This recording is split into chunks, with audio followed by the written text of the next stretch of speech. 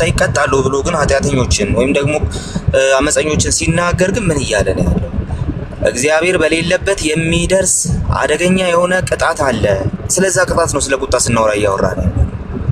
ኦኬ ሰዎች ከእግዚአብሔር ስለተነጠሉ በኃጢአት ምክንያት ኃጢአትን እግዚአብሔር ስለሚቀጣ፣ ስለዚህ ከኃጢአት ጋር መተባበር ስለሌለ የእግዚአብሔር ኃይል ሁሌ ለማዳን ነው። ነገር ግን የእግዚአብሔር ኃይል ለማዳን የሆነውን የእግዚአብሔር ኃይል ያልተቀበሉ ሰዎች ግን ያ ጥፋት በኃጢአት ላይ የሚመጣው ጥፋት፣ በኃጢአተኞች ላይ የሚመጣው ጥፋት፣ በአመፀኞች በሰይጣን ባላቱ ላይ የሚመጣው ጥፋት ይገጥማቸዋል። ቁጣ ስንል እያወራን ያለ ነው እሱ ነው። ከፍጥረታቸው የቁጣ ልጆች ነበራችሁ ሲል ኤፌሶን ምዕራፍ 2 ላይ እሱን እያወራን የቁጣ ልጆች ነው። ለምን? በኃጢአታችን ምክንያት። ቁጣ ማለት ምንድን ነው? የእግዚአብሔር ከሰማይ የሚገለጠው ያ ቅጣት ነው ቁጣ የሚባለው። በምን? በኃጢአት ላይ። ስለዚህ ሰው ከኃጢአት ጋር መተባበር ከወደደ ከእግዚአብሔር ጋር በልጁ ሞት ምክንያት በተደረገልን የቤዞች ስራ መተባበር ካልፈለገ ያ ቅጣት ይደርስበታል። ስለዚህ ፒኤስኤ ከዛ ቅጣት እኛን የማስመለጥ ጉዳይ ነው። በእኛ ፋንታ ሞቶልን። ማን ፈቀደ? ልጁ እንዲሞትልን አባት ፈቀደ። ለምን? ስለሚወድን። እግዚአብሔር ይቆጣል ብቻ ሳይሆን እግዚአብሔር ይወዳልም ጭምር። ግን ሁለቱም ኢሞሽን ይገፋዋል ማለት አይደለም። እንደ ወድጃችሁ እኮ ምናምን ብሎ እግዚአብሔር እንትን አያደርግም ማለት ኢሞሽናል አይደለም። ስለዚህ እግዚአብሔር ያፈቅራል ይወዳል ስንል ምን እያለ ወደ ራሱ ያስጠጋናል። በቃ ከፈለውን ዋጋ ከፍሎ ከሱ ጋር በህብረት ያኖረናል እያለን ያለን፣ ዋጋውን ከፍሎልናል ደግሞ እያለን ያለን። እንዲሁም እግዚአብሔር ይቆጣል ስንል ዋጋ የተከፈለላቸው ሰዎች ያንን ዋጋ ካልተረዱትና ያንን የወንጌል እውነት ካልተቀበሉ ደግሞ ኃጢአት በሚቀጣበት ጊዜ እነሱም አብረው ይቀጣሉ። ፖይንቱ እሱ።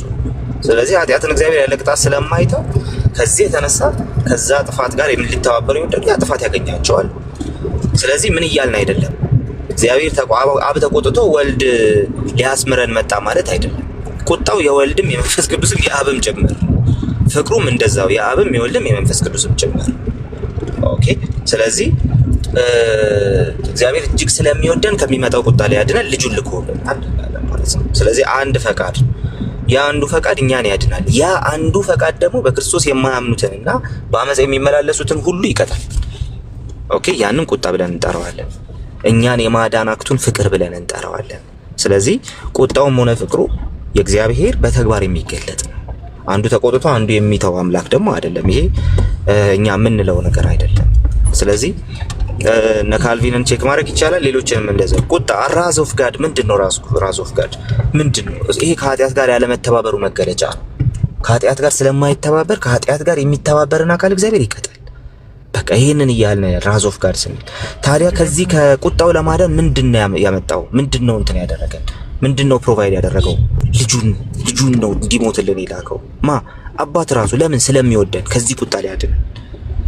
ኦኬ። ስለዚህ ይህንን ነው የምናስተምረው። ይህንን ነው ስለ ፒኤስኤ ስናወራ እያወራን ያለ ነው ማለት ነው። ከዚህ የተለየ አሁን ቅድም ያልከው ነገር የሚታወቅ አይደለም። እነሱ የፈበረኩት ነው። ለሶላ ስክሪፕቸራ ሶሎን እንደሚሞግቱ ሁሉ እንደዛው ለፒኤስኤ የሚሞግቱት ሌላ ነገር አላቸው ማለት ነው። ሌላ የማይረባ ራሳቸው የፈበረኩት ነገር አላቸው። ወይ ደግሞ ኢቭን ከኛ ሰባኪዎች አንዳንድ የተሳሳቱ ሰዎችንም ሊያመጡ ይችሉ ይሆናል። በዛ መንገድ ነው ሊያደርጉ የሚችሉት እንጂ ሲምፕሊ በትክክለኛው ፕሮቴስታንት ትምህርት መጥተው አይሞግቱህም። መቼም ነው የማያደርጉት። ይሄንን መቼም ሊያደርጉት ሲያደርጉትም እኔ አይቼ አላውቅም። አያደርጉትም። ጀስት ግን አሁን ለነሱ በላይ ሰብን የሚሰብከው ሰባኪ ተሳስቷል አይባልም። እኛ ግን ተሳስቷል ለማለት አቅም አለን። እግዚአብሔር አባትና ልጅ ፈቃዳቸው የተለያየ ሆኖ አባት ተቆጥቶ ልጅ ነው ሊያስምረን የመጣው ምናምን ብሎ ቢመጣ ኦኬ፣ እኛ ራሱ ተሳስታ እንለዋለን። ኦልሬዲ በተለያየ ፈቃድ ኮንስትሬንት ውስጥ የሚናገር ከሆነ እነሱ ግን ስለነ በላይ ሰባኪዎች እንደዛ ማለት አይችሉምና ሶ ዶክትሪኑን በደንብ ላወቀ ሰው አድቫንቴጁ የራሱ የፕሮቴስታንቱ ነው። ባይ ዘ ወይ የማይሆን ነገር ተብለህ ሁልጊዜ እንትን በተነገረብህ ቁጥርና ሐሰት በተወራብህ ቁጥር አንተ ነህ አድቫንቴጅስ የምትሆነው። ምክንያቱም ያንተን ስላልሆነ የተነገረብህ ያለው ማለት ነው። ስለዚህ የኛ የሚሆነው ስራችን በዚህ ላይ መገንባት ነው። በትክክል ዶክትሪኑን መማር ነው። በትክክል ማየት ማንበብ። አይ ቲንክ እንደዛ ቢሆን ጥሩ ነው ብዬ አስባለሁ። ያ በጣም ትክክል ነው ቅዱሳን። ይሄ ወሳኝ ነገር ነው። ልክ ባለፈው ትዝ ይላችሁ እንደሆነ 4 ዓመት ሙሉ አንድ ቦታ ላይ ስስ ብልት እንደሆነ ገብቷቸው ሲቀጠቅጡ የተሳካላቸውን አይታችኋል። ከ4 ዓመት በኋላ ማለት ነው። እና ወንድሞቻችን ወጥተው የእነሱን እንዲናገሩላቸው ቪዲዮ ሰምቼ ቅድም ስላችሁ ማለት ነው። ግን አይ በእውነት ቪዲዮ ላይ አንደኛውን ወንድሙን ይሞግታል። እነዚህ ቁጭ ብለው ማለት ነው አንድ አይደለንም እያሉ ማለት ነው። እና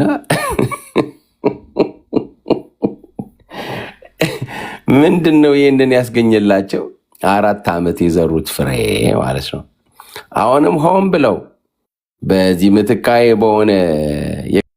ምትካዬ በሆነ የክርስቶስ አውተነመንት ላይ እኛም ማንለውን ሆን ብለው በምን ደረጃ ያሉ በዶክተር ደረጃ እንደነ ዶክተር አረጋ መምህር በረከት ተሰሚነት ባላቸው እኛም ማንለውን ደጋግመን ብለናል። እታችም ቁጭ ብለው ሰምተውናል፣ ላይም ሆነው ሰምተዋል። ግን እድል ባገኙ ቁጥር እችን ጣል ማድረግ ይወዳሉ ማለት ነው። እኔም ደግሞ ተከታትዬ ሁሌ ነው ማመጣው እንደምታውቁት ማለት ነው። እና ድነትን በተመለከተ ፈቃድ የለም ማለት ነው። ሌላ የተለየ ፈቃድ የለውም። በጣም የሚቆጣ የሰው ልጅ በመውደቁ ምክንያት የተነሳ ሰው እግዚአብሔርን በበደሉ ምክንያት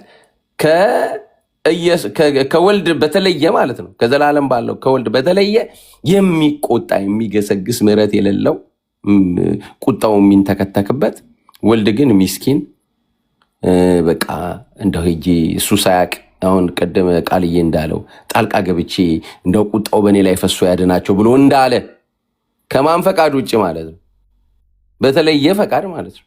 አብ ሳይፈቅድ፣ ምክንያቱም እየተቆጣ ነው እሱ። እንዲህ አይደለም የኛ አስተምሮ። ይልቁንም ምትካዊ ይሄ ቤዞት ምንድን ነው ታዲያ ካላችሁኝ፣ መጽሐፍ ሲና እሱ አስቀድሞ ወዶናልና እኛም እንወደዋለን ነው የሚለው። እግዚአብሔር ዓለምን እንዲሁ ወዷልና አንድ ልያ ልጁን እስኪሰጥ ድረስ ነው የሚለው። የቤዛነት የቤዚዎት ምንጭ በሩን የከፈተው ምንድን ነው? የእግዚአብሔር ፍቅር ነው።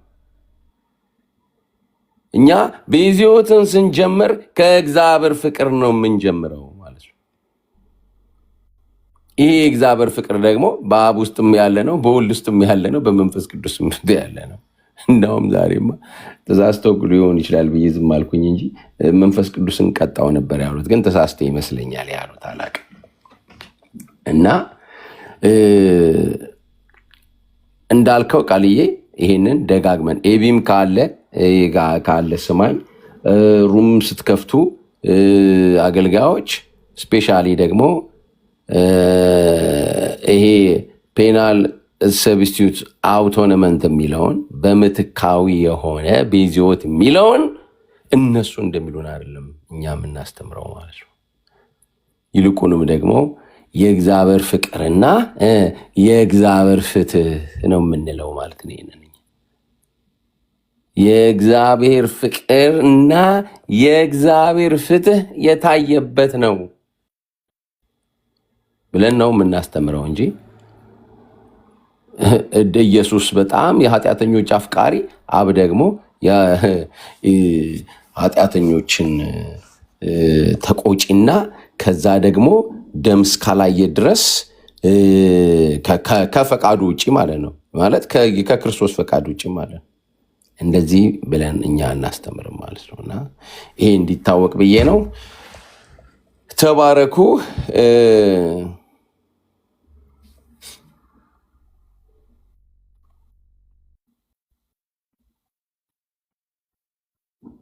ይሄ እንደዚህ አይነት ነውረኛ አሁን በቃ አንተ ሶማሌኛ ሄዳ አዳምጣ። አንተ አሁን እዚህ ጋር አትሆንም ማለት ነው።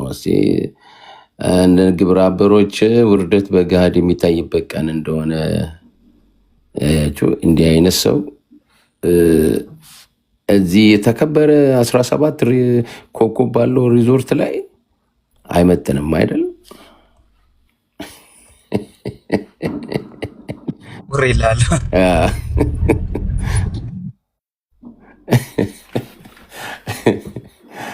ኦኬ፣ ፓስተርን ላስቀድም። ፓስተር እንዴት ነሽ? የምትይው ካለ እሺ። ክብር ለኢየሱስ ይሁን። እንግዲህ ቃልዬ በደንብ ተናግሯል። ምናልባት ሀሳቡን ከተረዳሁኝ እንዲሁ ትንሽ ነገር የምጨምረው ይሄ የእናንተ ኢየሱስ አንድ ሰሞን ደግሞ አስታውሳለሁ ከ10 ዓመት በፊት ግርማ ወልደ ጊዮርጊስ ማን ነው ይቅርታ ግርማ የሚባሉ አንድ እያጠመቁ የሚፈውሱ መናፍስቶች ብዙ ጊዜ የጥልቁ ኢየሱስ ከየት ነው የመጣው? የጥልቁ ኢየሱስ የት ነው ያለው? እዛ መናፍቆች ጋር ያው ይሄ የሰይጣን ስብከት ማለት ነው። ያን ሰሞን የጥልቁ ኢየሱስ ነው እናንተ የምታመልኩት ማለት ተጀመረ። አሁን ደግሞ የእናንተ ኢየሱስ የኛ ኢየሱስ ባይዘወይ መጽሐፍ ቅዱስም ጌታ ኢየሱስም የጠየቀው ጥያቄ ነው። ሰዎች የሰውን ልጅ ማን ይሉታል ብሎ መነሳት በቂ ነው። በትክክልም ሰው የሚነሳውም የሚወድቀውም እሱ ጋር ስለሆነ ማለት ነው። እና የውይይታቸው ምናልባት እኔ አሁን እንደገባኝ አሁንም ከስብከቶችና ከቅንጭብጭብ ሀሳቦች ልክ አሁን ሰይጣን ሲያወራ ኢየሱስ የጥልቁ ኢየሱስ የእንትን ኢየሱስ ከማለት ይልቅ መሰረታዊ ነገረ ክርስቶስን በእናንተ በምልጃው ይሁን በቤዞቱ ይሁን በምን ይሁን ምን ታስተምራላችሁ? በተለይ ቅድሞ ያነሳቸው ሰዎች ትልልቅ የስነ መለኮት አስተማሪዎች ወይ ምናምን ይመስለኛል እኔ እና አንዳንድ ወከባዎች አሉ እንዳይነካ ለመከላከል የሚካሄድበት ወከባ አለ እና በውይይቶቻችን በ2026 በተለይ በጣም በጥንቃቄ ለምሳሌ የሆነን ስብከት ያውም ሙሉ ስብከት አለም ቅንጭብ ተደርጎ ይሄ አሁን ለምሳሌ አብ ጨካኝ ነው ምናምን በየትኛውም የወንጌል አማኝ ቤተክርስቲያን ውስጥ እንዲህ አይነት ትምህርት የለም። ሰው ከእግዚአብሔር ጋር ተጣላ፣ እግዚአብሔር ልጁን ልኮ ታረቀ፣ ከሌ ጨካኝ ነው ከሌ ደግ ነው የሚል ትምህርት እኔ ሰምቼ አላቅም። 30 ምናምን ዓመት በጌታ ቤት ነኝ እና ምንድን ነው የሚፈለገው ነው አሁን የቃላት ጨዋታ ብዙ ነገርን ለማድበስበስ የሚካሄድ ይመስለኛል። እና እኛም በጥንቃቄ ቆይ ብለን ቤትም መርጠን ከኛ መካከል ደግሞ በነገረ ክርስቶስ ላይ በክርስቶስ ኢየሱስ የማዳን ስራ ላይ ወይም ኢየሱስ ማን ነው ትላለች ኢቫንጀሊካል ቤተክርስቲያን በሚነሱ ጥያቄዎች ላይ ተዘጋጅቶ ሰው እንትን ብሎ ማናገር ያስፈልጋል። አንዳንዴ ያላግጣሉ በጣም ምንም የማያውቅን ትልልቅ የሚባሉ መምህራን አስገብተው አስጨናንቀው የማላገጥና የማሾፍ የማሳቅ እንደዚህ አይነት ነገሮች በጣም የተለመዱ ናቸው እና እኛም ሆነን እነሱ እምነታችንን የምንገልጠው በዚህ መልክ መሆን የለበትም። በዚህ መልክ መሆን የለበትም። በተለይ ወከባ ይሄን ትልቁም ነገር አሁን ነገረ ክርስቶስ ማለት ነው እንግዲህ የክርስቶስ ኢየሱስ ስጋ ለብሶ በምድር ላይ መምጣት ሰው ከእግዚአብሔር ጋር የተጣላበትን ጠብ ለማስታረቅ የመጣውን እግዚአብሔርን ወይም የእግዚአብሔር ልጅን ኢየሱስ ክርስቶስ ጋር ሲመጣ እናንተ ምን ትላላችሁ ቢሉ በጣም ጥሩ ነበር። ያ እኔም የሚገርመኝ መሰረታዊ ይሄንን ትምህርት እነሱ ስለኛ ለምን ያስተምራሉ ማለት የኛን አሁን አንዳንዴ አማላይ ስትሉ ይሉና የነሱን ትርጉም ይሰጡናል ማለት እኛ ማንለውን ቁጭ ብድግ የሚል ምናምን ይሉናል። አሁን ደግሞ አሁንም በተነሳው ይሄ አብ ተቆጪ ነው ኢየሱስ እንደዚህ ነው እነሱ ናቸው እያሉ ያሉት በመጽሐፎቻችን የሌለ በአስተምህሮቶቻችን የሌለ ምናልባት አንዳንድ ስብከቶች ተሰምተው የሚነሱ ወከባዎች አሉ እና ያንን ወከባ የምናረግበው እኛው ነን። መሰረታዊ ጥያቄዎች መሰረታዊ ትምህርቶቻችንን እኛንን መናገር ያለብን እናንተ አይደላችሁ። ለምን ነገረ ክርስቶስ ወይም ስለ ኢየሱስ ሙስሊም የሚለው አለ፣ ኢቨን ኦርቶዶክስ የሚለው አለ፣ እኛ የምንለው አለ እና ቁልፍ የሆኑ ነገሮች ላይ ብንነጋገር ትውልድም ይማራል። ስለ ኢየሱስ ክርስቶስም ብዙ ሰው የማዳን ስራ የመስማትን እድል ያገኛል እና የፉክክር አይነት ነገር ወከባ ፈጥሮ የመበጣበጥ ነገር መቼም በዚህ በ2026 በጥበብ ሆነ ከማጋ ምን መነጋገር የት ቤት መነጋገር እንዳለብን እኔ መወሰን አለብን ብዬ አስባለሁ አስቱዬና አንዳንዴ ደግሞ በቃ ወከባው ከጨመረ አንተ ቤትም ይሁን ቃልዬም ይሁን አንድ ሰው የተነሳው የሚያዋክብ ሀሳብ ላይ በደንብ አድርጎ ድብና አድርጎ ደግሞ ማስተማር እነሱ የሚያዋክቡ ከሆነ ሰው በማይዋከብ መንገድ የትኛውን ቤተ እምነት ቁጭ ብሎ የሚሰማበትን ያንን ርዕስ አንስቶ አድምቶ መናገሩ ጥሩ ነው ብዬ አስባለሁ። እና እየተዋከበ ነው ብዙ ነገር ሰው እንዳይሰማ ብዙ ነገር እንዳንማማር ወከባዎች ይበዛሉ፣ ማንጓጠጦች ይበዛሉ። የማይመለከተው ነው የማያውቀው ምስኪኑን አቅርቦ ደግሞ የማሾፍ ነገር ምናምን አለ እና ይሄ ነገር መቆም አለበት። በተለይ በእኛና በኦርቶዶክሳውያን መካከል ያለው እንትን እንደው ቢስተካከል እላለሁ። እንዴት እናስተካከል? ራሳችን ማስተካከል እንችላለን። ወደ አስተምሮ ቅድም ቃልዬ ተናግሯል። አስተምሮ ነው ወሳኙ ቤዚክ ዶክትሪናችን። በዚህ ጉዳይ ላይ ይሄንን ነው የምንለው እኛ ነን እንጂ እነሱ መፈትፈት አይችሉም። እነሱ መናገር አይችሉም። መጠየቅ ነው እኛ ያለብን እና ያንን መድረክ ማመቻቸት ደግሞ እውነተኛ ታማኝ የሆነ ሰው ጋር ምቹ ሁኔታዎችን በመፍጠር ምቹ ሁኔታ ካልተፈጠረ ቤታችንን ከፍተን ደግሞ ስለዛ ነገር ማውራት የተሻለ ነው ብዬ አስባለሁ። ግልጽ ነኝ አስብዬ? በጣም ግልጽ ነው ፓስተር። ልክ ነው። እሺ አስታጥቀ ነው የሚቀድመው ከዛ ወርድ ከዛ በኋላ ግን እነ ዶክተርና መኮንን ሰላም ብለውን ቃልዬ ከመሄዱ በፊት ጥያቄ መጠየቅ የምትፈልጉ ልጆች መጠየቅ ትችላላችሁ ማለት ነው። እሺ አስታጥቄ።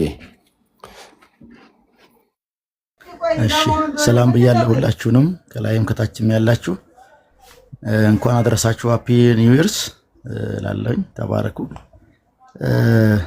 አስቼ ተባረክ። የተነሳው ርዕስ ላይ ትንሽ ልበልና ከዛ ለቃሌ ጥያቄ አቀርባለሁ። ይሄ ፔናል ሰብስቲሽን የሚባለው ጉዳይ ላይ ብዙ ጊዜ ሀሳብ ሲነሳ እንሰማለን። ግን እኛ እንደ ወንጌል አማኝ ከየት ነው የምንነሳው? ኢቭን ስንመሰክር ለማያምኑ ሰዎች የምስራቹን እንኳን ስንጀምር እግዚአብሔር ይወድሃል ብለን ነው የምንጀምረው። የእግዚአብሔርን ፍቅር ነው የምናስቀድመው። እግዚአብሔር ፍቅሩን የገለጠው ግን በልጁ በክርስቶስ በኩል ባደረገው ስራ ነው ብለን ደግሞ እናስታውቃለን፣ እንሰብካለን ይህን የምስራች። ስለዚህ እግዚአብሔር ተቆጥቷል ወይም ደግሞ እኛ የእግዚአብሔር የቁጣው ልጆች ነበርን ይላልና መጽሐፍ ቅዱስ። እግዚአብሔር ተቆጣ ከተባለው የሥላሴ ቁጣ ነው። የአብ የወልድ የመንፈስ ቅዱስ በኃጢአት ላይ ያለ የጽድቅ አቋም ነው። ስለዚህ እግዚአብሔር ፈለገ፣ ሊያድን የሚችል የለም፣ አንድም ጻድቅ ታጣ። ስለዚህ የገዛ ልጁን ላከ ይላል መጽሐፍ ቅዱስ። ስለዚህ ኢየሱስ ክርስቶስ ስለኛ ምትክ ሆኖ እግዚአብሔርም የማስተሰሪያ አድርጎ አቆመው ነው የሚለው ሮሜ 3 ላይ እንግዲህ ማለት ነው። ስለዚህ ድነት የሚገኘው ወይም ጽድቅ የሚባለው የሚገኘው ሁሉ ኃጢአትን ሰርተዋል የእግዚአብሔርም ክብር ጎሏቸዋል ካለ በኋላ ነገር ግን በክርስቶስ ኢየሱስ በሆነው ቤዛነት እንዲያው በጸጋው ይጸድቃሉ፣ እርሱንም እግዚአብሔር የኃጢአታችን ማስተሰሪያ አድርጎ አቆመው ነው የሚለው።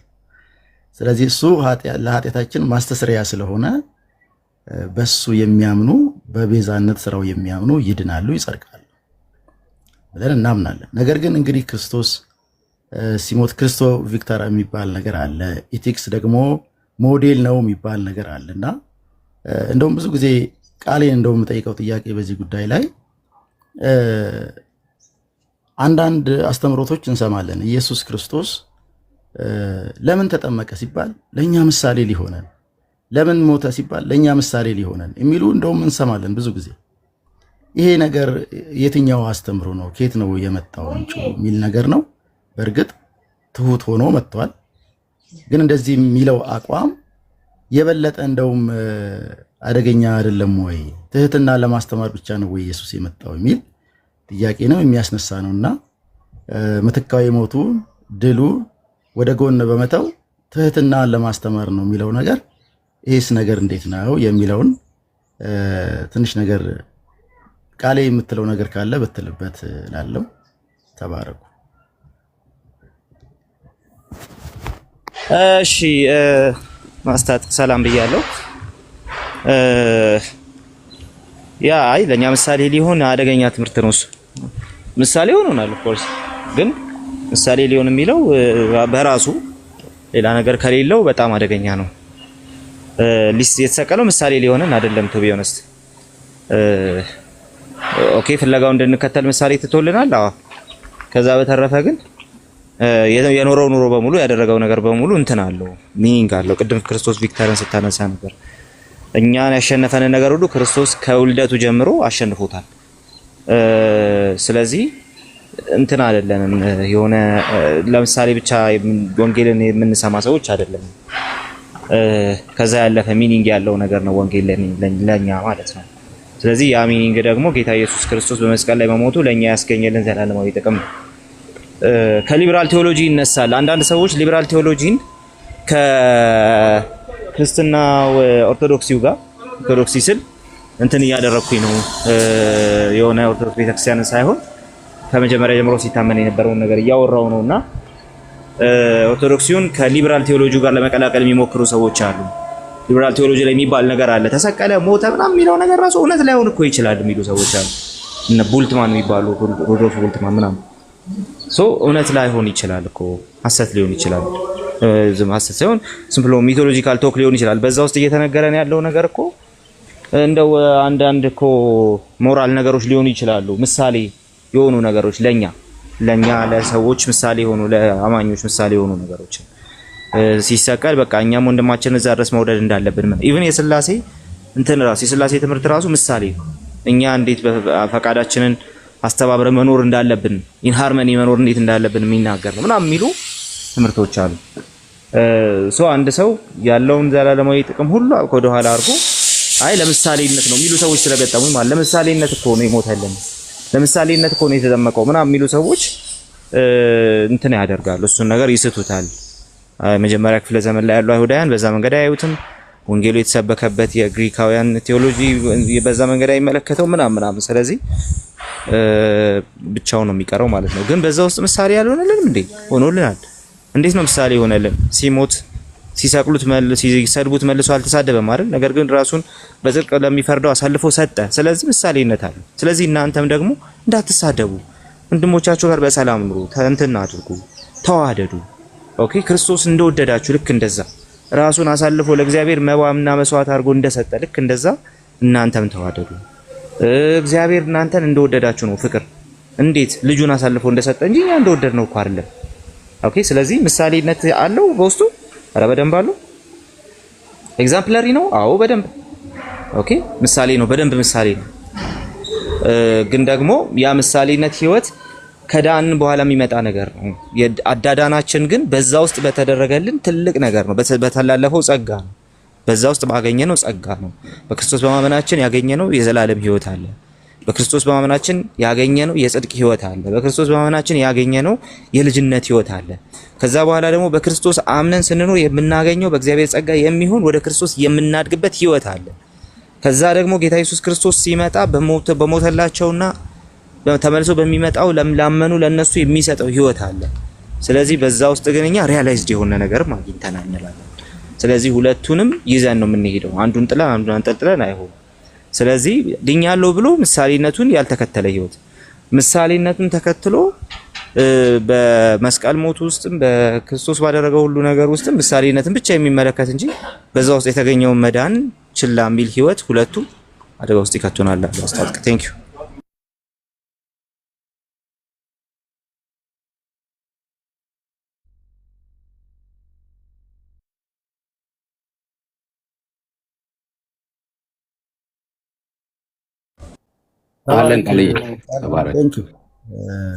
ቆንጆ መልስ ነው።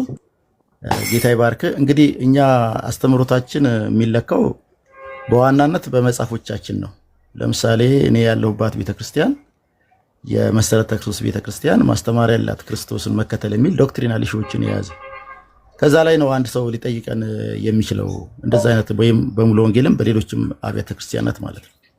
ስለዚህ ቅንጭብ ቅድም ፓስተር ወጊ እንዳለችው ቅንጭብ በሆኑ ነገሮች ሰዎች ተነስተው እናንተ እንዲህ ነው የምትሉት እንዲህ ነው የምታምኑት የሚለው ነገር ትክክል አይደለም፣ በሚገባ መታየት አለበት ብዬ እላለሁኝ። ባይሆን ሌሊት ላይ ደስ ያለለኝ ነገር አለ። ምናልባት አስጀብ ነበርክ መሪጌታ ሼር ያደረጉት ላይ ነው ገብቼ ነበርና እሳቸው ላይ የተሰራው ነገር ደስ አላለኝም። ለማንኛውም እንግዲህ የሚሰራውን ነገር ደግሞ ቀጣይ እናያለን። አስቼ ተባረክልኝ። ያ ልክ ነው።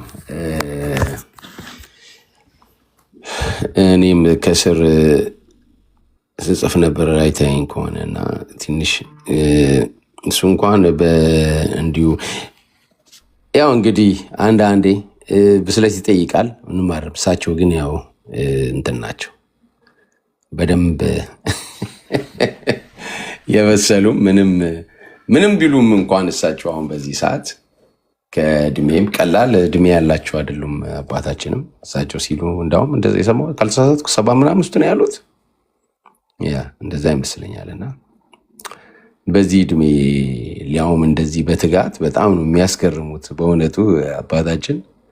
እንዳው እሳቸውን ጠዋት መተው እንትን በሉን ማለት እንደው ከባድ ይሆናል እንጂ መተው ራሱ እንዲህ ዝም ብለው እየባረኩን እንኳን ቢሄዱ ደስ የሚሉ ሰው ናቸውና ልክ ብለሃል። ግን ያው ይስተካከላል። እንግዲህ አንዳንዴ ከአቅም በላይ ይሆናል። በዛው ፍላጎት አትገባ። ለዛ ነው። እሺ ወርድ ከስር ከመሰረቱ ነው ያልከው።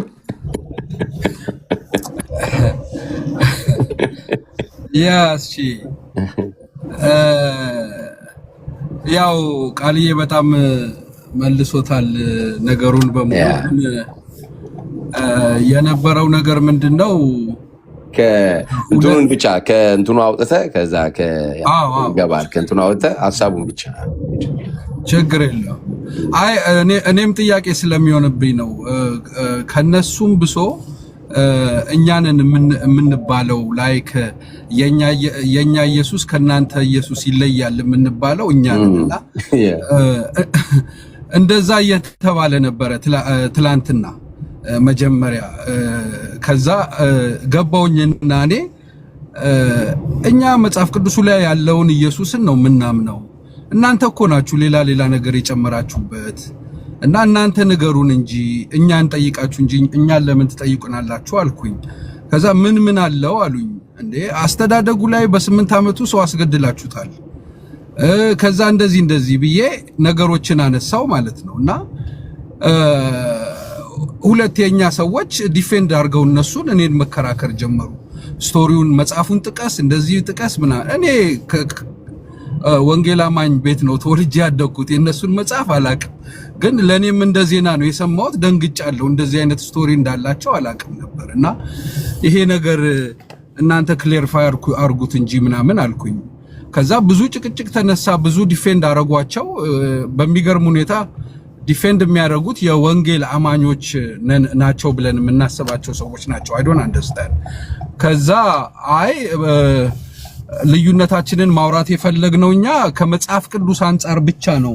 ወደዛና ወደዚህ መሄድ አያስፈልግም፣ ወደ ሌላ መጽሐፍቶች መሄድ አያስፈልግም ወደሚል ተመጣና ከዛ ርዕሱን ማስተካከል አለባ። እንደዛ ከሆነ የኦርቶዶክስ ኢየሱስ በመጽሐፍ ቅዱስና የወንጌል አማኝ ኢየሱስ በመጽሐፍ ቅዱስ በሚለው ብለ መጽሐፍ አለብህ እንጂ የነሱ ኢየሱስ እኮ ብዙ ስትሬች ያደርጋል ወደ ሌላ ቦታ የሚለው ሐሳብ ተነሳና ዛሬ የያዘውን ርዕስ ይዞ እንዲመጣ ሆነ ማለት ነው።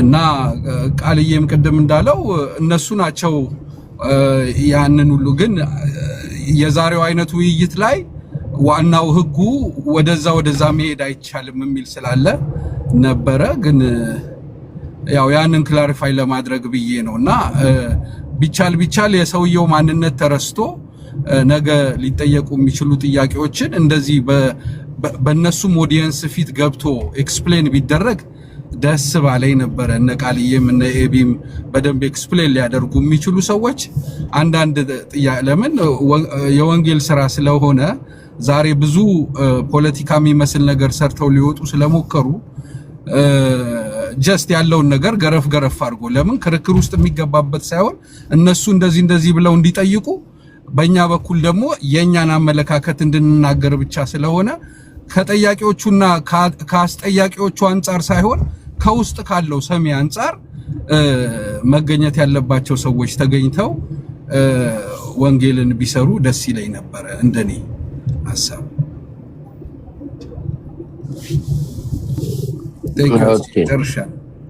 እሺ ወርድ ያ ከመጀመሪያ እንደነበርክ ያስታውቃል። ልክ ነው ሲናገርም ሰምቼዋለሁ። አንዳንዴ የምመሰለ እንደዚህ ቦታ ላይ እንደ አሁን እነ ቃልዬና አሁን ኤቢን እዛ ተገኙ ብትል አንትኖች በትክክል ሚዛን አንዳንዴ አለፍ ሊሉ ይችላሉ እና እነሱ ደግሞ እዛ ወስደን እንግዲህ እዛ የነበሩ ልጆች የሚጠየቀውን ጥያቄ ቢመልሱ እንግዲህ ይሻላል እንጂ እነሱን እንግዲህ ምክንያቱም ምንም አይደለም እነሱም ቢሄዱ ተዘጋጅተው ነው የሚመጡት ለፖለቲካ ያው ይታወቃልና እዚህ እንግዲህ እስቲ ነገ እናየዋለን። ዶክተር አንድ ጥያቄ አለ ለቃልዬ አስቺ ከቻልኩ። እሺ አሁን ባልኩት ሁኔታ እኛ ጋር ግን ሁልጊዜ የነሱን ኢየሱስ ወይ እነሱ ጋር ያለውን ኢየሱስ ይሄ ብዙ ድሪቶ የተደራረበበትን ነገር ማለት ነው አንድ አይነት ነው ማለት እንችላለን። ላይክ ሪሊ አሁን ካወቅነው ላይክ ነገሮች አንጻር ከጨማመሩት ስቶሪዎች አንጻር ከመጽሐፍ ቅዱስ ውጪ ከተጨማመሩ ስቶሪዎች ጋር እንደዛ ማለት እንችላለን ወይ? ቅድም ሊመልስ ሞክሮት ነበረ ግን በጣም ተጠንቅቆ ነው ሲመልስ የነበረው ቃልዬና እኛንን እንዲያውም ይሄንን ጥያቄ እኮ ደጋግመን ማንሳት ያለብን ቢባል ምንድነው ጉዳቱ? ቃልዬ ብትመልስልኝ ደስ ይለኛል።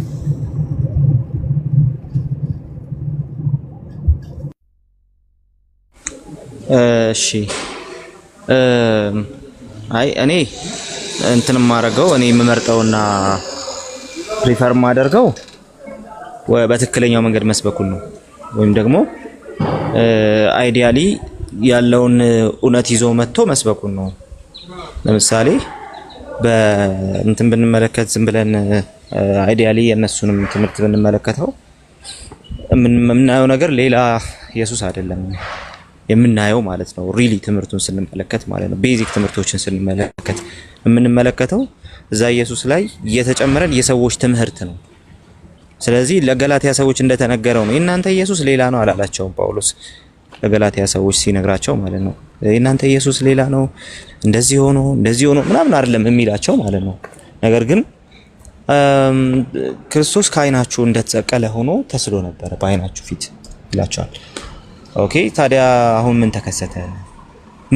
አሁን ፖይንቱ ስለሆነ ማለት ነው። ስለዚህ ምን ተከሰተ? በቃ አሁን አዚም ያደረገባቸው ወደ ለእውነት እንዳትታዘዙ ማን ነው እያለ ነው የሚነግራቸው። ስለዚህ ምንድነው እዛ ውስጥ እየተናገረ ያለው ነገር ሲባል እንደተሰቀለ ሆኖ ተስሎ ነበር ሚት ኢየሱስ ክርስቶስን ተሰቅሎልናል። በቃ ከሱ በስተቀር ሌላ ትምክህት የለንም።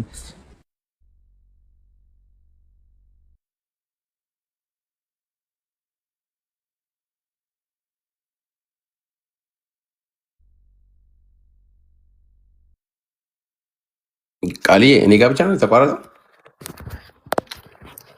ተቋርጧል። አዎ እስቲ ሁለት ነገር አየውኝ። አቤኬም ቅድም ደግሞ ሊላየኝ ሰሙዬ ምን ከፍቶ እንትን የተለየ ነገር አለ እንዴ?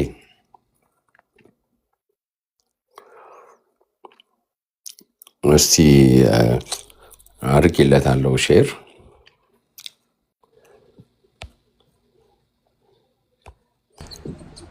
በጌታ ስም እያወራሁ ነው። ስልክ ለካ ገብቶብኛል። ስልክ ገብቶብህ ነው?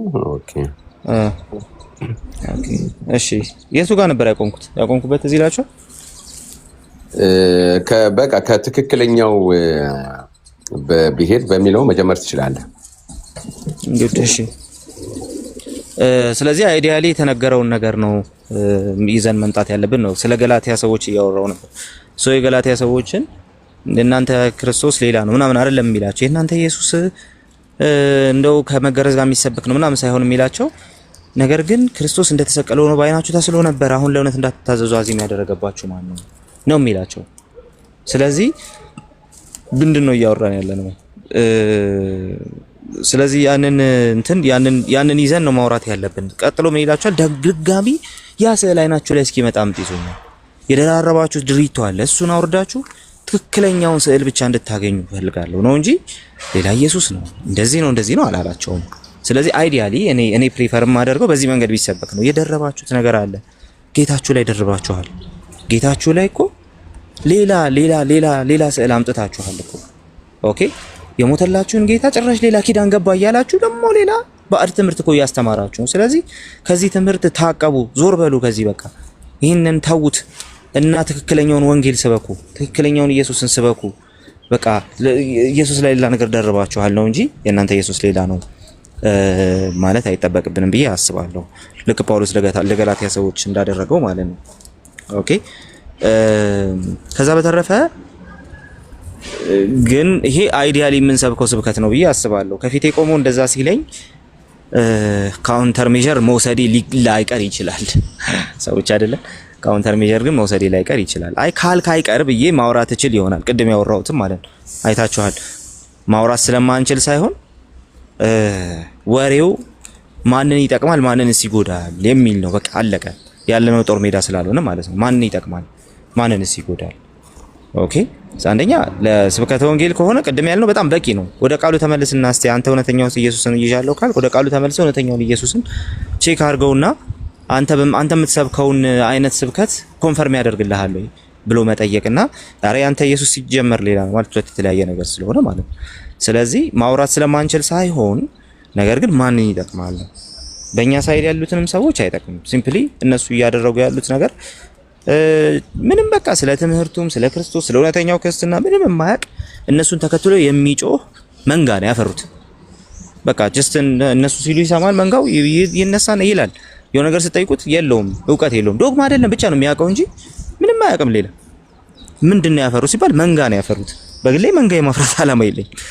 ኦኬ፣ እኔ ማፍራት የምፈልገው ኦፍ ኮርስ ጌታ ቢፈቅድልኝ ቢልልኝ ቢረዳኝ ጌታ መሬት ላይ ማፍራት የምፈልገው ደቀ መዝሙር ነው። የክርስቶስ ደቀ መዝሙር ክርስቶስን የሚከተል ሪሊ አውቆት የሚከተል ተረድቶት የሚከተል ለሌሎች ለማስተማር የሚበቃ የማይሳደብ የማይጣላ ኦኬ፣ ከክርስቶስ ጋር መኖር የሚወድ ከክርስቶስ ጋር መኖር ብቻ አይደለም ሌሎች ከክርስቶስ ጋር እንዲኖሩ የሚፈልግ ትክክለኛ ደቀ መዝሙር ነው ማፍራት የምፈልገው ነው እሱ ነው። ስለዚህ እንደነሱ መንጋ ማፍራት ስለማልፈልግ የእናንተና ኢየሱስ ሌላ የእናንተ ብቻ ምናምን አልልም። አሁን ተመልከተ፣ እነሱ ጋር የእናንተ ኢየሱስ ሌላ ነው ካለ በኋላ ማለት ነው እሺ ብለህ ዝም በል። ከዛ በኋላ ኢየሱስን አይሰብክም። ከዛ ስዕል ያሸክማል፣ ገድል ያስነብባል ምናምን በዛው ነው በቃ። ከዛ በኋላ ከኛ የሄዱትንም አይታቸዋል።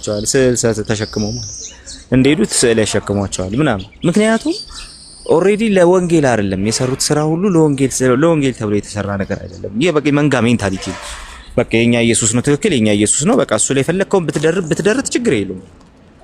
ኦኬ አይታል በቃ ወስደው ስዕል ነው ያሸከሟቸው። ምንም ሌላ ምንም እንትን ያደረጉት ነገር ክርስትናን ሲኖሩት አላሳዩት። ኦኬ የይሁዳ መልእክት ተብሎ ሲወራ ይሁዳ ክርስቶስን ከካደ በኋላ ወይስ ከመካዱ በፊት ሲባል ነው ያየነው አይደል? ኦኬ ስለዚህ እኔ እንደዚህ አይነት ሰው የማፍራት አላማ የለኝም።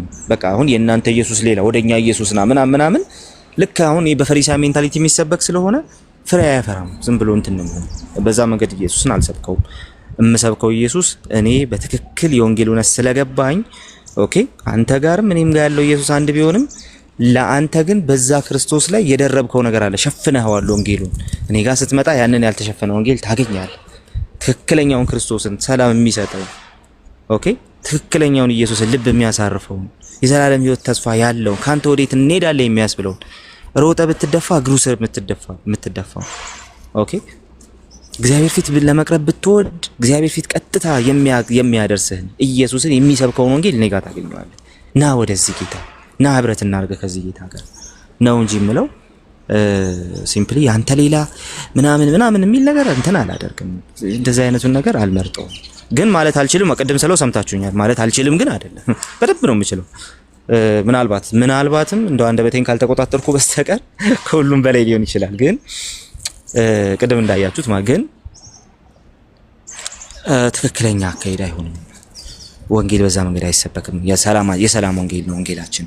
ደቀ መዝሙር ነው የምናፈራው እንጂ እናንተ ስትሉ እንደ በግ እንዳታከትሉ የሚል አይደለም አይደል? አሁን እያፈሩ ያሉት እንደዛ ስለሆነ ማለት ነው። ሶ እነሱ ጋር ይምጣ እንጂ የነሱ ኢየሱስ በቃ የተለየ ስለሆነ እነሱ ጋር ይምጣ። ከዛ ስዕል ይሸከማል፣ ከዛ በስዕል ጀርባው ይደበደባል። ትንሽ ቆይቶ ያለውን ረስቶት ፖድካስት ወጥቶ ስዕል ከመርካቶ ገዝተ ይላል ማለት ነው። ከዛ በኋላ ደግሞ እሺ የኮሚሽን ሰራተኞችም አሉበት። ኦሬዲ ደቀ መዝሙር አላፈሩም ነው በቃ የእናንተ ሌላ ነው ምናምን በሚለው ደቀ መዝሙር አላፈሩ። ያፈሩት ሌላ ዓለም ውስጥ ያሉ ጭራሽ የባሰባቸው ቢዝነስማኖች ነው ያፈሩት።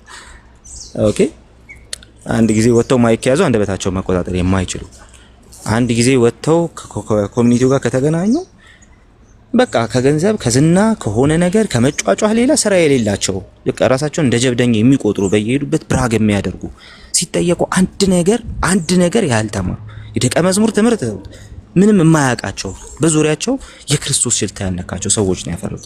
ስለዚህ ይሄን እያየው ማንን ያየ በሳት አይጫወትም የተባለ ያንን እያየው ይሄንን መንገድ አልመርጠውም። እኔ የምሰብከው ወንጌል ኢየሱስ እኔ የምሰብከው ወንጌል እሱ እንትን ነው ትክክለኛው ኢየሱስ ነው። በቃ ምንም እንትና ትክክለኛው ኢየሱስ ደግሞ ልሰብክ በሰጠኝ መንገድ ሰብከዋለሁ እላለሁ።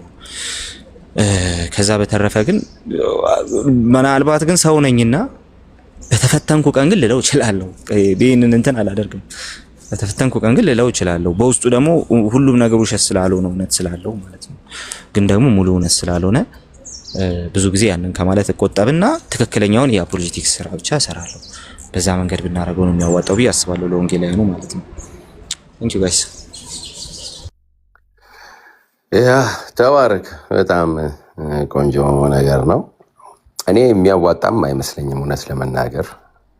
አንደኛ አሁን በጣም ብዙ ሰው ነው የሚቀየማቸው በዛ ንግግራቸው። ስፔሻሊ ኦርቶዶክሳውያን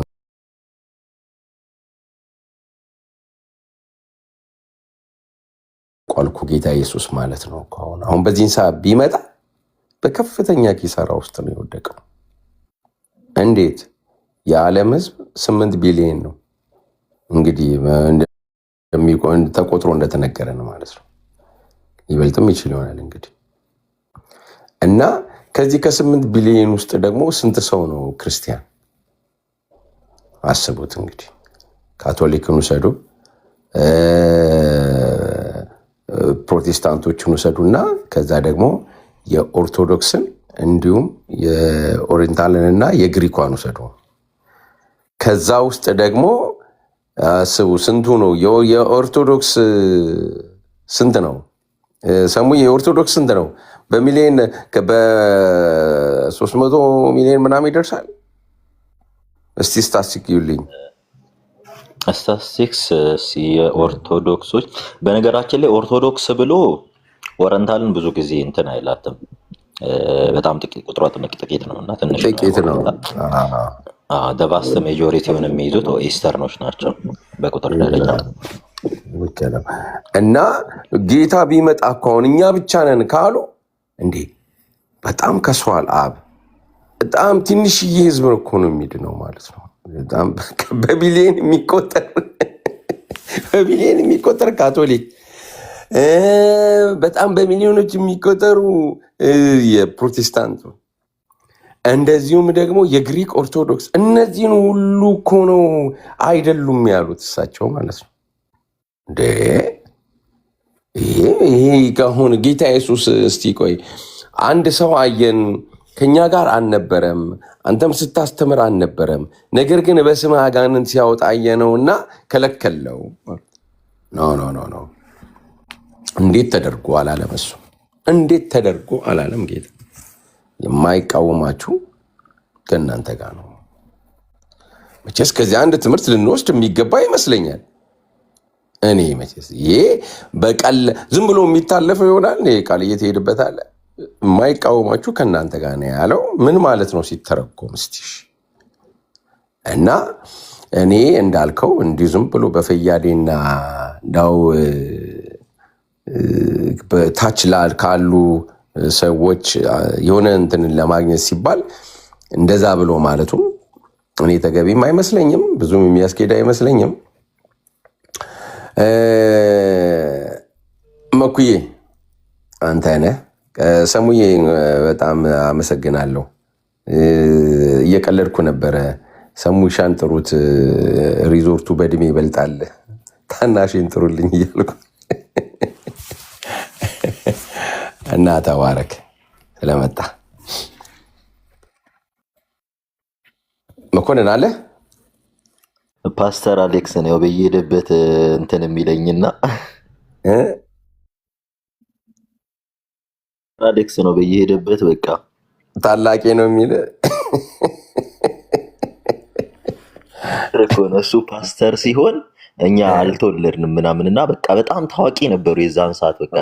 እና እንዲህ ነው የአፈወርቅን ካወቃችሁት ፓስተር አፈወርቅ እና ከኛ ቤት እንዲህ ፊት ለፊት ናቸው እና እኛ አልተወለድንም እና ሲባል እንሰማ ነበር እና ትንሽ ሆነን ምናምን መጡ ሲባል እነሱን ለማየት እንትን ነበርና አሁን በስንት ጊዜ እኔ አድጌ ተገናኘን።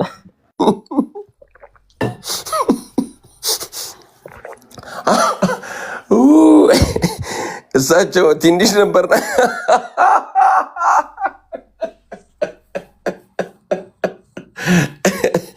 ኦኬ ኦኬ። ሰሙዬ እኛ እያወራን የነበረው ቅድም እዛ ተነስቶ የነበረውን ቤተክርስቲያን አይደለችም ብለው ያሉትንም እሱን እያወራን ነበር። ሰሙም ደግሞ አንድ አይነት ሀሳብ እዛ ሩም ከፍቶ እያወራ ስለሆነ ሰሙሻን ጋብዘው እያሉ ወንድሞች እንትን ሲሉ ነው እንትን ያልኩና ሀሳብ ካለ እስቲ ቀጥል ሰሙሽ። ምን አለ መሰል አንዳንዴ ምን አለ መሰል እኔ ይሄ ወንጌል ለፍጥረት ሁሉ በሚለው እኔ አምናለሁ። አንዳንዴ እግዚአብሔር ጨካኝ አምላክ አይደለም እንዴ? በጣም ከባድ ነው ስቴትመንቱ እና እግዚአብሔር ጨካኝ አምላክ አይደለም። እግዚአብሔር እውነት ፈጥሮ እንዲህ ዝም ብሎ የሚተው ይመስላል? ሙሉ የኦልሞስት ኦል የአውሮፓን ህዝብ ኦልሞስት ኦል ማለት ነው። ኦልሞስት ኦል የአሜሪካን ህዝብ፣ ኦልሞስት ኦል የአፍሪካን ህዝብ እግዚአብሔር በእውነት ዝም ብሎ ነው የፈጠራቸው? ለሲኦል ነው የፈጠራ ያዘጋጃቸው? ይሄ ነገር መታሰብ አለበት። እኛ ብቻ ነን የምንል ከሆነ እኛ ቁጥራችን ስንት ነው? ከኛ ውስጥም የማይድን ሰው ሊኖር ይችላል ብለን የምናስብ ከሆነ እግዚአብሔር ዝም ብሎ ይሄን ያህል ጨካኝ አምላክ ነው ብዬ ነው ያለው። ክርስቶስ ኢየሱስ አለ። አዎ አለ፣ የትም አለ። ይህን ጌታ ግን እንዴት ነው የምንቀበለው? ይህን ጌታ እንዴት ነው ህይወታችን አድርገን ከኛ ጋር የምናወራው? አሁን ቅድም ስናይ ነበረ፣ ዲስከስ እናደርግ ነበር እና በጣም ሲነሳ ነበረ። አዎ ይባላል በየቤተ እምነቱ ያ ትክክል አይደለም ሊባል ይችላል። አንዳንዴ ሰዋዊ አስተሳሰባችን ከእግዚአብሔር ሐሳብ ካልበለጠ የምንል ካልሆነ በስተቀር ይሄ ነገር በጣም ከባድ ነው። ስለ ሁሉም የሚያውቀው እግዚአብሔር ነው። በሁሉም ላይ የሚወስነው እግዚአብሔር ነው። ሁሉንም የሚጠራ ሁሉንም የሚያከብር እግዚአብሔር ነው። አንድ ኦርቶዶክስም ካቶሊክም የሌለበት አካባቢ አለ። አንድ ወንጌል አማኝም ኦርቶዶክስም የሌለበት አካባቢ አለ። በየዓለም አገራቱ ብትሄዱ እንዲህ አይነት አለ። ለነሱ እግዚአብሔር ክርስቶስ ኢየሱስ አይገለጥም ወይ? እውነት እግዚአብሔር አያውቃቸውም ወይ? እነዛን ሰዎች የኛ ብቻ ነው ትክክል የምንል ከሆነ እኛ ጋር ያለው የምንል ከሆነ እግዚአብሔር ሌላ ቦታ የለም ወይ? መስበክም ያለብን ትልቁ ነገር የወንጌላችንም ርዕስ መሆን ያለበት ክርስቶስ ኢየሱስ ነው። ሁሉም ሲበተኑ ምንድነው ተሸክመው የሄዱት? ይሄን ሐዋርያት የሰበኩት ወንጌል እኮ ነው። በየዓለሙ ያለው ሐዋርያት ነው የሰበኩት። የዓለም ቋንቋ ተገልጦላቸው የሐዋርያት ሥራ ምዕራፍ 2 ላይ ወንጌልን ለዓለም ሁሉ ስበኩ ሲሏቸው ክርስቶስን አሳዩ ነው። አንድ ቤተ ክርስቲያን መሽነፌ ለምታረገው ሲባል ክርስቶስ ኢየሱስን መግለጥ ባቆመች ሰዓት። ምክንያቱም ወንጌልን ስበኩ የተባሉት ሐዋርያት ወንጌሉ ማን ነው? ክርስቶስ ስለሆነ ነው። የምስራቹ ለሰው ልጆች የተሰጠው ክርስቶስ ኢየሱስ ነው። ስበኩ የተባለው ይሄንን ህይወት ነው። ስለዚህ ከዓለም ጫፍ እስከ ዓለም ጫፍ ሐዋርያት አሉ። ሐዋርያት ሰብከዋል። በአራቱም አቅጣጫ በሰሜን፣ በደቡብ፣ በምስራቅ፣ በምዕራብ ሐዋርያት ተከፍለው መንፈስ ቅዱስ እየመራቸው ለምን ሩቅ ትሄዳላችሁ? ኢትዮጵያ እኮ ኢትዮጵያዊ ጃንደረባ እኮ ሁላ ወንጌል ተሰብኩለታል።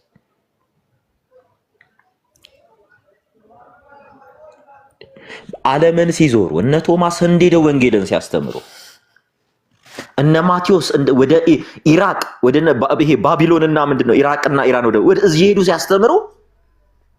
ሲያስተምሩ የነበረው ሌላ ነገር አይደለም። ሲገልጡም የነበረው ክርስቶስ ኢየሱስን።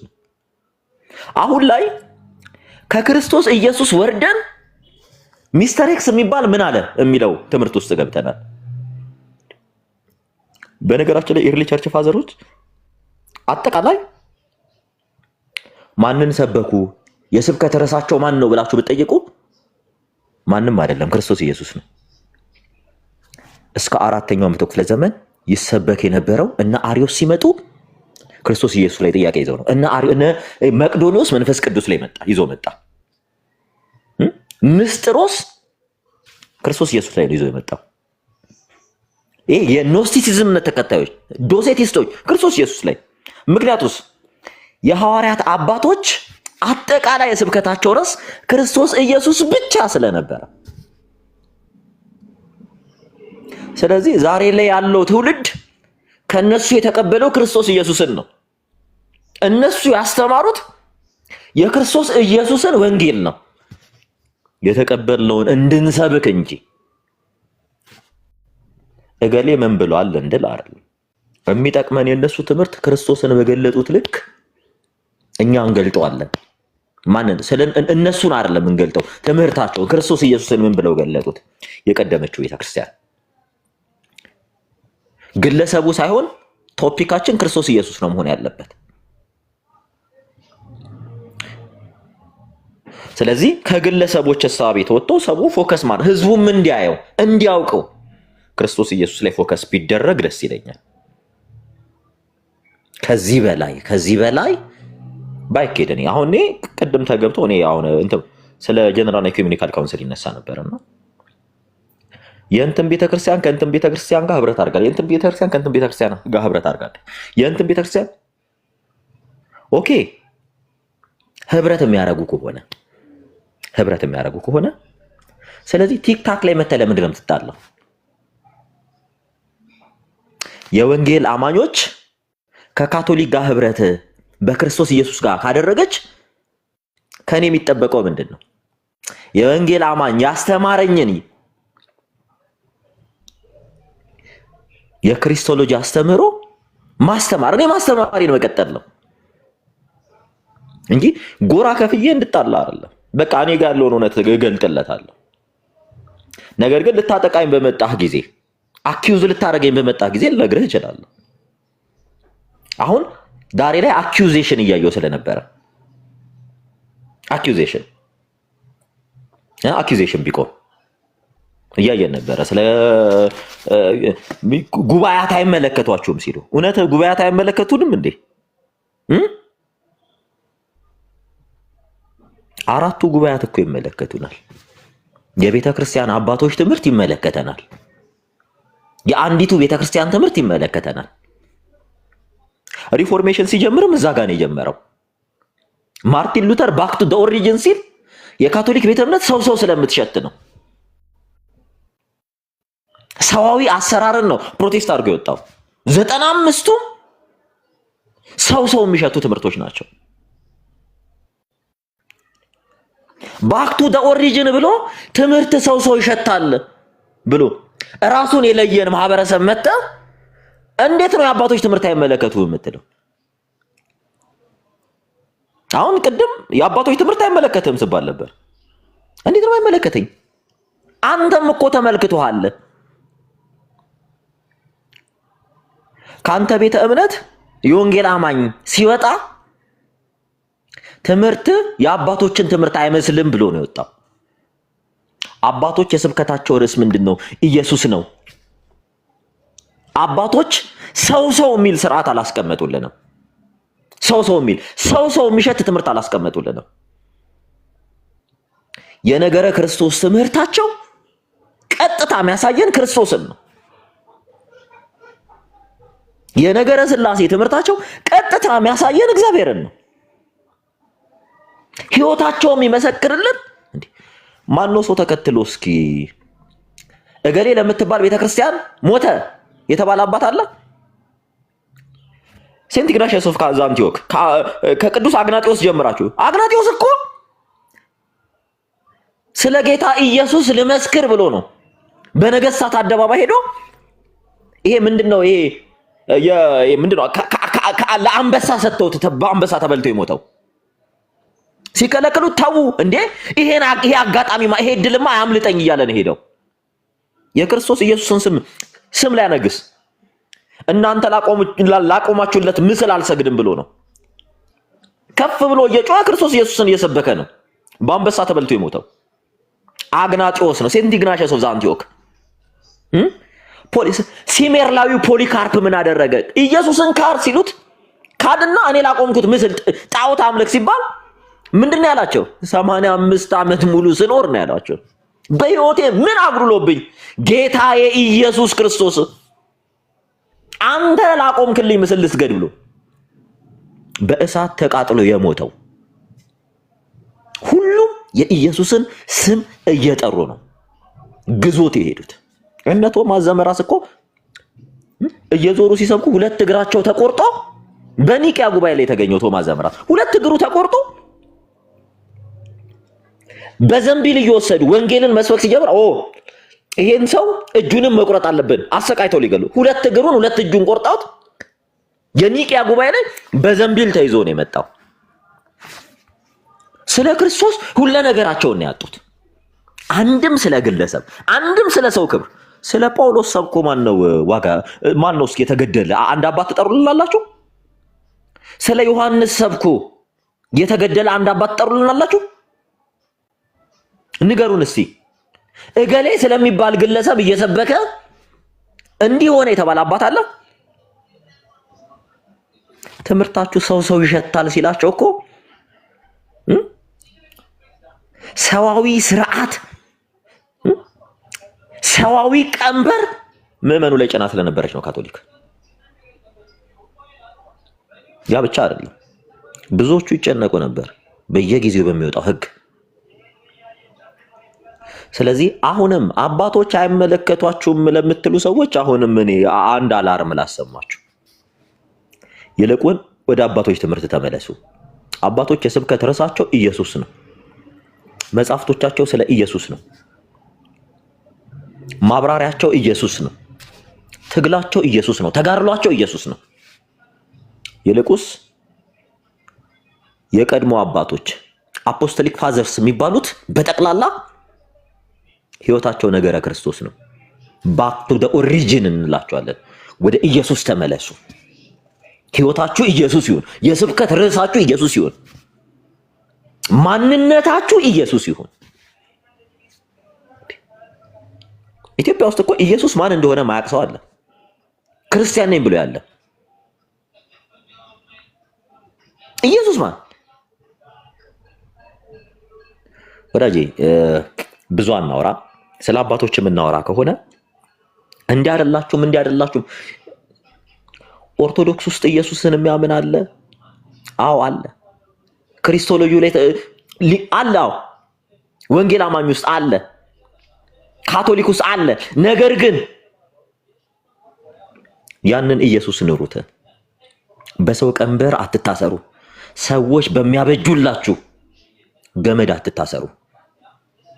ሰዎች ማሿለኪያ አበጅተው ልክ እባብ እንደሚያጠምድ አጥምዷችሁ ወይም አንበሳ እያሳዩአችሁ እያስፈራሩ ክርስትናን ስጋት አያርጉባችሁ። አሁን ላይ በብዙዎች ዘንድ ክርስትና ስጋት ሆኗል። ወዳጄ ክርስቶስን ስታመን የነጻነት ህይወት ነው መኖር የምትጀምረው። ያለ ፍርሃት ያለ ስጋት ነው መኖር የምትጀምረው። ወዳጄ ነገ እንዲህ ሊሆን ይችላል እንዲህ ሊሆን አትልም። በአንተ የሚሰራው ይሰራል ስራውን። ከስጋት ህይወት ውጣ። ክርስቶስን ስትቀበል በስጋት ውስጥ ልትኖር አይደለም። የስጋት ህይወትን ልትሻገርበት ነው። ሞትን ልትሻገርበት ነው። መከራ ልትሻገርበት ነው። ስቃይ ልትሻገርበት ነው። ስለዚህ እምንነግርህ ያንተ ስህተት ነው ያንተ እንዲህ ነው አይደለም። እኛ የምንነግርህ ያንቺ ከሚለው ወጥተህ የኛ የሆነውን ክርስቶስ ኢየሱስን ህይወትህ እንድታረገው እንድትኖረው ነው የምንነግርህ። ከዚህ ካታጎሪ ውስጥ ወጥተናል እኛ አሁን እና እኛን ያየንን እኛ ምናየውን የሰማንን የምንሰማውን ና እሱን ኢየሱስ ተከተል ነው የስብከታችን ርዕስ። የካቶሊክ እንዲህ ነው የእንትን እንዲህ ነው ውጣ። አንተ ጋር ያለ ስጋት ከሆነብህ ና እውነተኛው ኢየሱስ ይሄ ነው። የሰላም አምላክ ነው። ሰላሜን እሰጣቸዋለሁ ያለ፣ ሰላሜን እተውላቸዋለሁ እያለ፣ እኔ የምሰጣችሁ ሰላም ዓለም እንደሚሰጣችሁ አይደለም እያለ ዛሬም የስጋት ህይወት አባ ከስጋት ህይወት ውጣ። ስጋት የሌለበትን አምላክ፣ ስቃይ የሌለበትን አምላክ፣ መከራ የሌለበትን ከመከራ የሚያስወጣ ከመከራ የሚያሸግር ከስጋት የሚያነጻህን ክርስቶስ ኢየሱስን እወቀው፣ ተከተለው። ምክንያቱም እርሱ መዳረሻው እርሱ ራሱ ህይወት ነውና። እግዚአብሔር ይስጥልን። አስቸው ቴንክ ዩ። ያ በጣም ቆንጆ ሀሳብ ነው። ልክ ነው። በቃ ትኩረት ማድረግ ያለብን ክርስቶስ ላይ ነው። እንደገና ቃልዬ እስቲ አሁን ባለ ጊዜ ካለ አንደኛ ይህንን ቅድም የማይቃወምን ከእኛ ጋር ነው እነሱ ህብረት ውስጥ አልተማረም ጌታ ኢየሱስ የመለሰው ምን ማለት ነው? አንድ ሁለተኛ አንድን ሰው ወይም አንድን የሃይማኖት እንትን ለምሳሌ እኛ እንበልና እናንተ ይህን አይመለከታችሁም ብሎ ማለት የሚቻልበት መንገድ አለ። ምክንያቱም ወንጌል እንግዲህ እዛ ላይ አንደኛ የሚለካው አንድ ቸርች እውነተኛ ቸርች የሚለካው ምንድን ነው? ቅድስት አንዲት ሐዋርያዊት አይደለ ያሉት ሲጀምሩ ራሱ እንትኑን ሲያወጡ እና እንደገና ደግሞ ወንጌል የምታሰራጭ ያቺ መሰረቷ ክርስቶስ ራሷ ክርስቶስ ከሆነ ይሄ አይደለም ወይ መስፈርት? አሁን ቅድም እሱ እንዳለው እናንተ አይመለከታቸውም ሲሉ ነበርና ይሄንን የሚያስብል አንድ መጽሐፍ ቅዱሳዊ፣ ሁለተኛ ደግሞ ታሪካዊስ እውነታ ሊኖር ይችላል። ቃልየው ድንገት ኖረ ከሰማይ ማለት ነው። ካልተመቸ ግን ችግር የለም። እሺ ትንሽ ልበልበት፣ ብዙ ማለት አልችልም። ትንሽ ልበልበት ነው ወንድሞች ይሄዱበታል። የማይቃወመን ከኛ ጋር ነው እና ተውት የሚለውን ሐሳብ እንትን ሲያደርግ ከኛ ጋር ስለማይተባበር ከለከል ነው። ምክንያቱም ሰከንድ ቴምፕል ጁዳይዝም ላይ መምህራን የራሳቸውን ደቀ መዛሙርት ይዛሉ። መምህሩ የሚታወቅበት ቲፒካል ትምህርት ይኖረዋል። ደቀ መዛሙርቱ ካልተከተሉት በስተቀር እሱን ሪኮግናይዝ አያደርጉትም። ስለዚህ በዛ ኮንቴክስት ነው እየጠየቁ ያሉትና እንትን ናቸው፣ ትክክል ናቸው አጠያየቃቸው ማለት ነው። ግን ጌታ የተናገረው ነገር አንደኛ ወንጌሉ ለዓለም ሁሉ ነው የመጣው፣ ለዓለም ሁሉ ነው የመጣው። ሁለተኛ ነገር ደግሞ ወንጌሉ ለዓለም ሁሉ የመምጣት ጉዳይ ብቻ አይደለም ያለው፣ የሚሰበከው ወንጌል ደግሞ ለሁሉም በየትኛውም መንገድ መድረስ አለበት። ብቻ መንገዱ የአመጽ መንገድ አይሁን እንጂ ማለት ነው።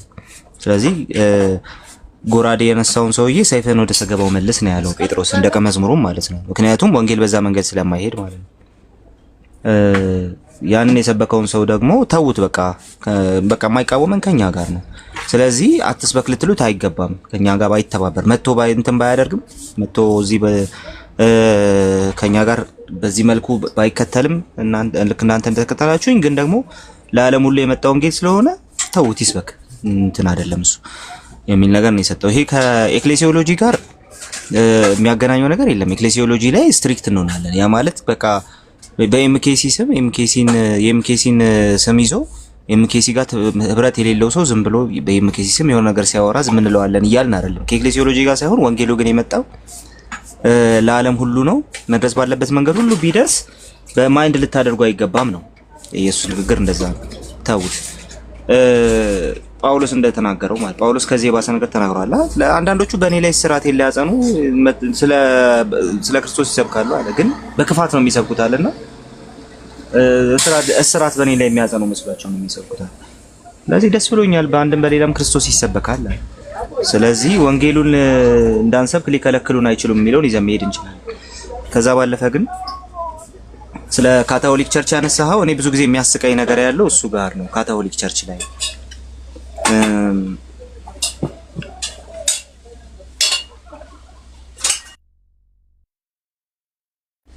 አሎ አለ ቃልዬ። እሺ ካቶሊክ ቸርች ላይ የሚሰጠው ነገር ማለት ነው። ካቶሊክ ቸርች ማናት ምንድናት የሚለውን ነገር እነ ቄርሎስ ዘኢየሩሳሌምን አይተን እንትን ማድረግ እንችላለን። የካቶሊክ ቸርች መገለጫ ምንድነው? ካቶሊክ ቸርች ሲሉ ምን እያሉ ነው የሚለውን ነገር ማለት ነው። ካቶሊክ ስንል ብዙ ሰው ኦርቶዶክስ ሲባል ኦርቶዶክስ ቤተክርስቲያን፣ ካቶሊክ ሲባል ካቶሊክ ቤተክርስቲያን የሚመስለው ሰው አለ። እንደዛ ሳይሆን ካቶሊክ ቸርች ማለት በሁሉም ቦታ የምትገኝ ቸርች ማለት ነው። የአሁኗን ካቶሊክ ቤተክርስቲያን እያልን አይደለም ማለት ነው። ባጭሩ ከቤዚክ ዴፊኒሽን ልጀምር ብዬ ነው። ስለዚህ ይቺ ካቶሊክ ቸርች በምን ትታወቃለች ሲባል የመጀመሪያው ጉባኤያዊት ናት። ጉባኤያዊት ናት ሲባል ምን ማለት ነው? ቅድም ሰሙ ሲል ነበር። እነዛን ጉባኤያት ትቀበላለች። በተለይ ደግሞ ሬጉላ ፊዴ ላይ፣ አመራ ሃይማኖት ላይ፣ እንደዚሁም ደግሞ አፖስትልስ ክሪድ ላይ ባለፈው ስንጨቃጨቅበት የነበረው ክሪድ፣ እነዛ ክሪዶች ላይ አፈርም የተደረጉ እውነታዎችን የያዘች ቤተክርስቲያን ናት። እነዛ ጉባኤያት አፈርም የሚያደርጉት እሱን ስለሆነ ፈርስት ጉባኤ አርዮሳዊነትን የተቃወመው ኢየሱስ ክርስቶስ አምላክ ነው የሚለውን ነገር ነው የያዘው። የባህሪ አምላክ ነው፣ ከአብ ጋር አንድ ባህሪ ነው እንጂ ሄቴሮሲዮስ አይደለም። ከዛ በኋላ ደግሞ ቀጥሎ የመጣው ቁስጥንጥንያ ነው። እሱም መቅዶኒያሳውያንን ጭምር እንትን ያደረገ። ቀጥሎ የመጣው በ5ኛ ክፍለ ዘመን 431 ላይ ኤፌሶን ነው። እሱም ደግሞ የንስጥሮስን ኑፋቄ ነው እንትን ያደረገው። ቀጥሎ የመጣው ደግሞ በ451 ያለው ኬልቄዶን ነው። ስቲል እሱም የሁለት ባህሪን ጉዳይ ነው አፈር የሚያደርገው ነገረ ክርስቶስ ላይ ማለት ነው። ስለዚህ እዛ ላይ 451 ላይ ስትመለከት ካቶሊክ ነን ያሉ ሁለት ቤተክርስቲያኖች ታገኛለህ። ኦሪየንታልና ቀጥሎ ደግሞ የካቶሊክና ኢስተርን ኦርቶዶክሶቹ ማለት ነው። ከ451 በኋላ ግሬት ስኪዝም ላይ ከዛ ደግሞ ሁለቱ ደግሞ ሲከፈሉ ታያለህ። ግን እስቲ ምን ይዘዋል? ካቶሊሲቲን ይዘዋል። ካቶሊክ ነን ይላሉ። ሁሉም በየራሳቸው ካቶሊክ እኛ ነን አንዲት ዩኒቨርሳል ቤተክርስቲያን ይላሉ። ግን ሶስት ሆነዋል ማለት ነው። አሲሪያን ቸርች ኦፍ ዘ ኢስትን ስትጨምር 4። ስለዚህ አሁን ካቶሊሲቲን እንዴት ነው እያዩት ያሉት? ከ451 በኋላ ካቶሊሲቲ እየታየው እንዴት ነው የሚለው የራሱ ጥናት ይፈልጋል፣ የራሱ ትንታኔ ይፈልጋል። ግን ቄርሎስ ዘኢየሩሳሌም ጋር ያለውን ነገር ላውራና ልጨርስም። ቄርሎስ ዘኢየሩሳሌም ቤተክርስቲያን ራሷን ካቶሊክ ብላ የምትጠራው ለምንድን ነው ብሎ ይጠይቃል። እንትንን ያነሳና ሁለተኛ ጢሞቴዎስ ምዕራፍ 3 ላይ ያነሳና ማለት ነው። ሶ ቤተክርስቲያን ካቶሊክ ተብላ የተጠራችው ለምንድን ነው? ቤቱ የእውነት አምድና መሰረት ነው የሚለውን ይዞ ነው የሚወረው። ስለዚህ እኛ ካቶሊክ የምንላት ቤተክርስቲያንን ካቶሊክ የምንልበት ምክንያት ኤክሌሲያን ካቶሊክ ኤክሌሲያንን እኛ የምንልበት ምክንያት አለ ሌሎች ኤክሌሲያንን ያሉ ህብረቶች ስላሉ ቤተክርስቲያንን ያሉ ህብረቶች ስላሉ ነው። መናፍቃን ህብረቶች እነማን? ኖስቲካውያን እነማን? አርዮሳውያን። ኦኬ። ስለዚህ እነሱ ቤተክርስቲያንን ብለው መጥተዋል። ከዚህ የተነሳ እኛ ራሳችንን የምንለየው ከነሱ ካቶሊክ ነን በሚል ነው ብለው ያስቀምጠዋል። ስለዚህ እነዛ ካቶሊክ ቤተክርስቲያን ምን ታምናለች? የመጀመሪያው መጽሐፍ ቅዱስን ገንዘብ አድርጋለች። ቀጥሎስ ጉባኤያዊት ናት። ቀጥሎስ ስለ ክርስቶስ፣ ስለ ትምህርተ እግዚአብሔር፣ ስለ ነገረ ስላሴ እንደዚሁም ደግሞ ስለ ነገረ ፍጥረት ያለውን ነገር በሙሉ አፈርም የምታርግ የምትቀበል ቤተክርስቲያን ናት። መናፍቃኑ እነዚህን አይቀበሉም። ባጭሩ አፖስትልስ ክሪድ ላይ ዝም ብላችሁ ብትመለከቱ እንኳን አፖስትልስ ክሪድ ላይ ያለውን ነገር መናፍቃኑ አይቀበሉትም። ኒቂያ ጉባኤ ላይ ያለውን ነገር መናፍቃኑ አይቀበሉትም። ስለ ነገረ ክርስቶስ የተነገረው፣ ስለ ትምህርተ ስላሴ የተነገረው። ስለዚህ ከዚህ የተነሳ ካቶሊክ እኛ ካቶሊክ ስንል መናፍቃኑ የካዱትን ይሄን አፈርም ስለምናደርግ የሚል ነገር ያስቀምጣል ቄርሎስ ዘኢየሩሳሌም ካቴኪካል ሌክቸርስ ላይ እና በዛ መንገድ ነው ካቶሊሲቲ መመልከት ያለብን። እንደዛ ከሆነ ደግሞ ስቲል ካቶሊክ ነን ማለት ነው። ለምን ሲባል እነዛን እንትኖች እነዛን ትምህርቶች አፈርም እናደርጋለን። ኦኬ። ሐዋርያዊ ቅብብሎች ለምን ነበር ያስፈልገው? ሐዋርያዊ ቅብብሎች ያስፈልገ የነበረው እነዚህን ትምህርቶች ሴፍ ጋርድ ለማድረግ ነበር። ይሄው ሴፍ ጋርድ የሆነውን ትምህርት እኛም እንቀበለዋለን። ሲምፕሊ የስልጣን ተዋረዱ መኖሩ ጥሩ ነው ያላቸውን ሰዎች ስላላቸው አንቃወማቸው። የስልጣን ተዋረዱ እያላቸው ትምህርቱ የላችሁምና ካቶሊክ እኛ ነን እያሉ ግን እየተጨቃጨቁ እናገኛቸዋለን። ትምህርቱ የለም። አያችሁ፣ አሁን ቅብብሎሹ ትምህርቱን ለመያዝ ራሱ እንትን አይደለም እያሉ ነው ያሉት፣ ዋስትና አይደለም እያሉ ነው ያሉት። እንደዛ ከሆነ ሲምፕሊ ትምህርቱን የያዝነው እኛስ፣ ቅብብሎሹ ሳይኖረን ትምህርቱን የያዝነው እኛስ።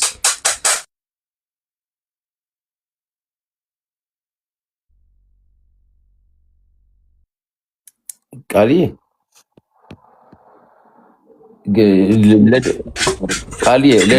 ይቅርታ ስለገብቶብኝ ነበር። ለድምፁ ከሆነ ችግር የለም። የምትዘጋው ለድምፁ ከሆነ ችግር የለም። ያው ይገባናል ያለበት። አይ ለሱ አይደለም ስልክ ገብቶብኝ። ስለዚህ እኛም ይሄንን በዛ ሐዋርያዊ ቅብብሎሽ አለኝ ብላ ካቶሊክ ነኝ ብላ በነበረችው በ3ና 4ኛ ክፍለ ዘመን በነበረችው ቤተክርስቲያን ትምህርት ውስጥ እኛም እንገኛለን። ከዚህ የተነሳ መጽሐፍ ቅዱስ እንደሚለን ትክክለኛውን የጌታን ትምህርት ስለያዝን ቤተክርስቲያን ተብለን እንጠራለን ብለን ራሳችንን ፕሬዘንት እናደርጋለን ማለት ነው። ከዛ በተረፈ ግን እናንተ ቤተክርስቲያንተኛ አይደላችሁ፣ እናንተ ቤተክርስቲያን ናችሁ፣ እናንተ አይመለከታችሁ። ሲያምር ይቀራል፣ ባጭሩ ሲያምር ይቀራል። የመጨረሻው ዲቤት ላይ መሰለኝ ከዛ በፊት የነበረ የነገረ ክርስቶስ ዲቤት ላይ ሲባል ነበር አራተኛው ጉባኤ እናንተን አይመለከታችሁም ካቶሊካዊ ኢስተርን ሆናችኋል ምናምን የሚል ሐሳብ ማለት ነው። እንዴ ከምርህ ነው? እና እንግዲህ ነጥቃችሁ ልታባርሩን ካልሆነ በስተቀር እኛ እንግዲህ እንቀበለዋለን። ለእናንተ ፕሩቭ ማድረጉ ላይ አይጠበቅብንም ብለን መልስ እንሰጣለን ማለት ነው። ስለዚህ የምንጠይቃችሁ ነው እናንተ መመለስ ያለባችሁ። በሐዋርያዊ ቅብብሎች ውስጥ ያልመጡ ባዕድ የሆኑ ነገሮች እንደውም እናንተ ጋር አሉና ለሱ ምላሽ መስጠት አለባችሁ።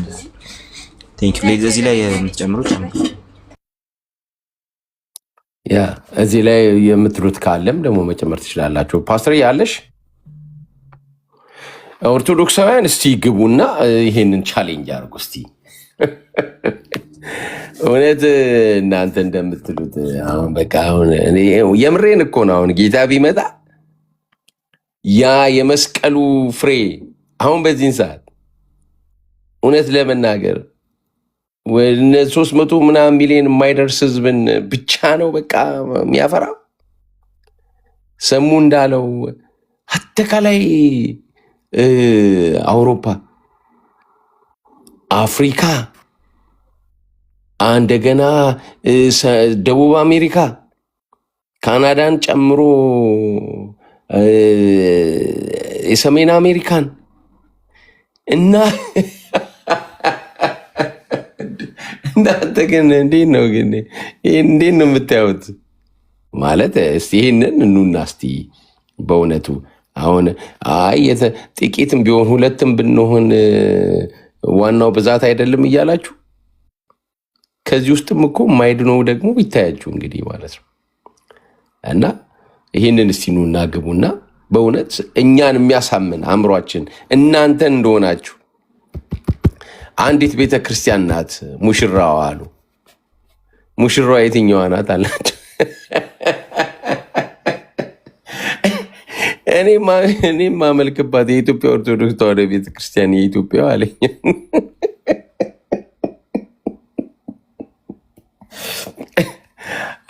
እና እስቲ ኑና ሞግቱ። ወደ ላይ ክፍት ነው። እንደ ሌላ ቦታ ተቀርቶ አይላክም እንደምታውቁት። አሁን እኛ አንዳንድ ቦታዎች ላይ አልገባም እኔ ራሴ። ምክንያቱም ዝም ብለው በንግግር ውስጥ የማይሆን ንግግር ያላልነውን ነገር እየቀረጹ ይለጥፋሉ። እንደዛ ስላልሆነ ይሄ ኑና እስቲ ይህንን ሞግቱ። በተረፈ ላይ ያላችሁ ቤተሰቦቼ ቃልዬ እንዳለው እዚህ ላይ ጨምሩበት ብሏል። እስቲ ለፓስተር ልስጥ። እኔ ምን ጨምራለሁኝ? አጠቃላይ የወንጌል ልብ ከሌለ ቤተ እምነትን ማሽሞንሞን በቃ ሁሉን ነገር ከቤተ እምነት አንጻር ብቻ ማውራት ጥቅም የለውም። የእግዚአብሔር መንግስትን ወንጌል ክርስቶስ እንኳን ሲሰብክ የእግዚአብሔር መንግስት ቀርባለች፣ ቤተክርስቲያን በመንግስቱ ውስጥ ናት እና እች ብቻ ናት ከተባለ እንኳን ለተጠያቂነት ካልሆነ በስተቀር ምን እየሰራችሁ ነው የሚለው። ወደ ዓለም ሁሉ ሂዱ ወንጌልን ለፍጥረት ሁሉ ስበኩ ያለ ጌታ አጥር ሰርተን እዛ አጥር ውስጥ ብቻ ነው እውነት ያለው እግዚአብሔር እዚህ ውስጥ ብቻ ነው፣ ያውም በሀገር ውስጥ ብቻ በኢትዮጵያ በምትባል ሀገር ውስጥ ብቻ ነው ከተባለ እንደውም ለተጠያቂነት ይዳርጋል ብዬ አስባለሁ። ወንጌል ዓለም አቀፍ ነው። በወንጌል ሀገርም ቋንቋም አይሰበክም ሁሉም ነገር ግን በሁሉም ቋንቋና በሁሉም አውድ ዓለም አቀፍ የሆነው ክርስቶስ የማዳን ስራ ለሰው ልጅ የሞተበትን ነገር በሁሉም ቋንቋ በሁሉም አውድ ይሰበካል እና በጣም የኢትዮጵያ ክርስትና የሚገርመው እግዚአብሔር ራሱ አውዳዊ ማድረጉን እንፈልጋለን። እኔ በጣም ማስተዋል ያለብን ይመስለኛል። በዚህ በዘመን ልቅላቄ ላይ ሰው ወደ ጥፋት እየሄደ በተለይ እርስ በርስ አሁን እንደው የሥላሴ አማንያን የዚህን ያህል አሁንም ርቀት ከመፍጠር ይልቅ ባይዘዌ ይሄን ጥልቅ ስነ መለኮት እውቀት እንኳን ለሰዎች እንድንሰጥ አይደለም የሚፈልገው እግዚአብሔር። ለእድገታችን ይጠቅመን ይሆናል። የምናምነውን በምን እንደምናምን ለምን እንደምናምን በእርግጥ አስረግጠን እንናገራለን። እውቀት መጥፎ አይደለም። ግን በቃ የሐዋርያት ሥራ 2 ላይ ጴጥሮስ ሰብኮ ምን እናድርግ ብሎ ሰው ከእግዚአብሔር ጋር እርቅን እና በጣም ይገርመኛል። ሁልጊዜ የቤተ እምነት ስብከት ይበልጣል በኢትዮጵያ ውስጥ። በቃ የኛ ቤተ ክርስቲያን ስንዷ ቤተ ክርስቲያን በቃ ቤተ ክርስቲያን እስከ መቼ ትሰበካለች? ቅድም ሰሙዬ ብሏል። ማንም ሐዋርያ አልተሰበከ። ገላትያም ቆሮንቶስም የቆሮንቶስ ቤተ ክርስቲያን የመሰረተው ጳውሎስ እንኳን ክርስቶስ ተከፍሏል ወይ መለያየትን ሲሰብኩ ኖ ነው ያለው። እና አይ ቲንክ እውነት እንዳይነገር ክርስቶስ ኢየሱስ እንዳይሰበክ በዚህ ዘመን ልቅላቄ ላይ አመጽ በጨመረ የጥፋት ጎዳና ላይ ህዝብ እየተንጋጋ ባለበት ዘመን ላይ በጣም ስለ ክርስቶስ አውቆ ክርስቶስን መደበቅ እኔ የህይወት እንጀራ ነኝ ብሎ ራሱን ያቀረበውን ጌታ ሰዎች በልተው እንዳይድኑበት መከልከል ነው። ምንድነው እየተወራ ያለው? ለምንድነው ስለ ኢየሱስ ሲወራ ሁልጊዜ በክርስትና ስም ለምንድነው ስለ ኢየሱስ እንዳይወራ ብዙ መገፋፋት የመጣው? ከክርስትና ውጭ ያሉ ሰዎች ኤቲስቶች አያሳስቡንም ወይ? እስልምናው አያሳስብንም ወይ? ማለት ያው ከክርስቶስ ውጭ መንገድ ህይወት እውነት ስለሌለ ወደ እግዚአብሔር መግቢያው በር እሱ ስለሆነ አገርኛ አድርገ ነው በቃ ሁሉን ነገር አንደኛ ሆነን በመስበካችን ስለዚህ ወጥረን በቃ በማሟገታችን ምንድነው ትርፋችን ብሎ ማሰብም ትልቅ ነገር ነው። መጽሐፍ ቅዱስ ጌታ ኢየሱስ ሲናገር እኮ ስለጠፋው በግ ምናምን ምሳሌ በተናገረ አንዲቷን በግ ነው የሚለው። አንዲቷን በግ 99ን ትቶ ምን ያህል ለአንድ ሰው ክርስቶስ ኢየሱስ ትኩረት እንዳለው የእግዚአብሔር መንግስት ትኩረት እንዳለው ይሄው 2000 ዓመት እኮ ለምን ዘገየ ብትሉት ያው ጴጥሮስ ተናግሯል ሁሉ ወደ ንስሐ እንዲመለሱ እና ኢየሱስን እንዳንሰብክ በዚያም የተደረገ በቃ የቤተ ክርስቲያንን አንደኝነት በቃ ልዩ መሆን ዩኒክ በቃ we are unique ምናምን እንደዚህ አይነት ነገሮች እስከ መቼ እንደሚቀጥሉ አላውቅም።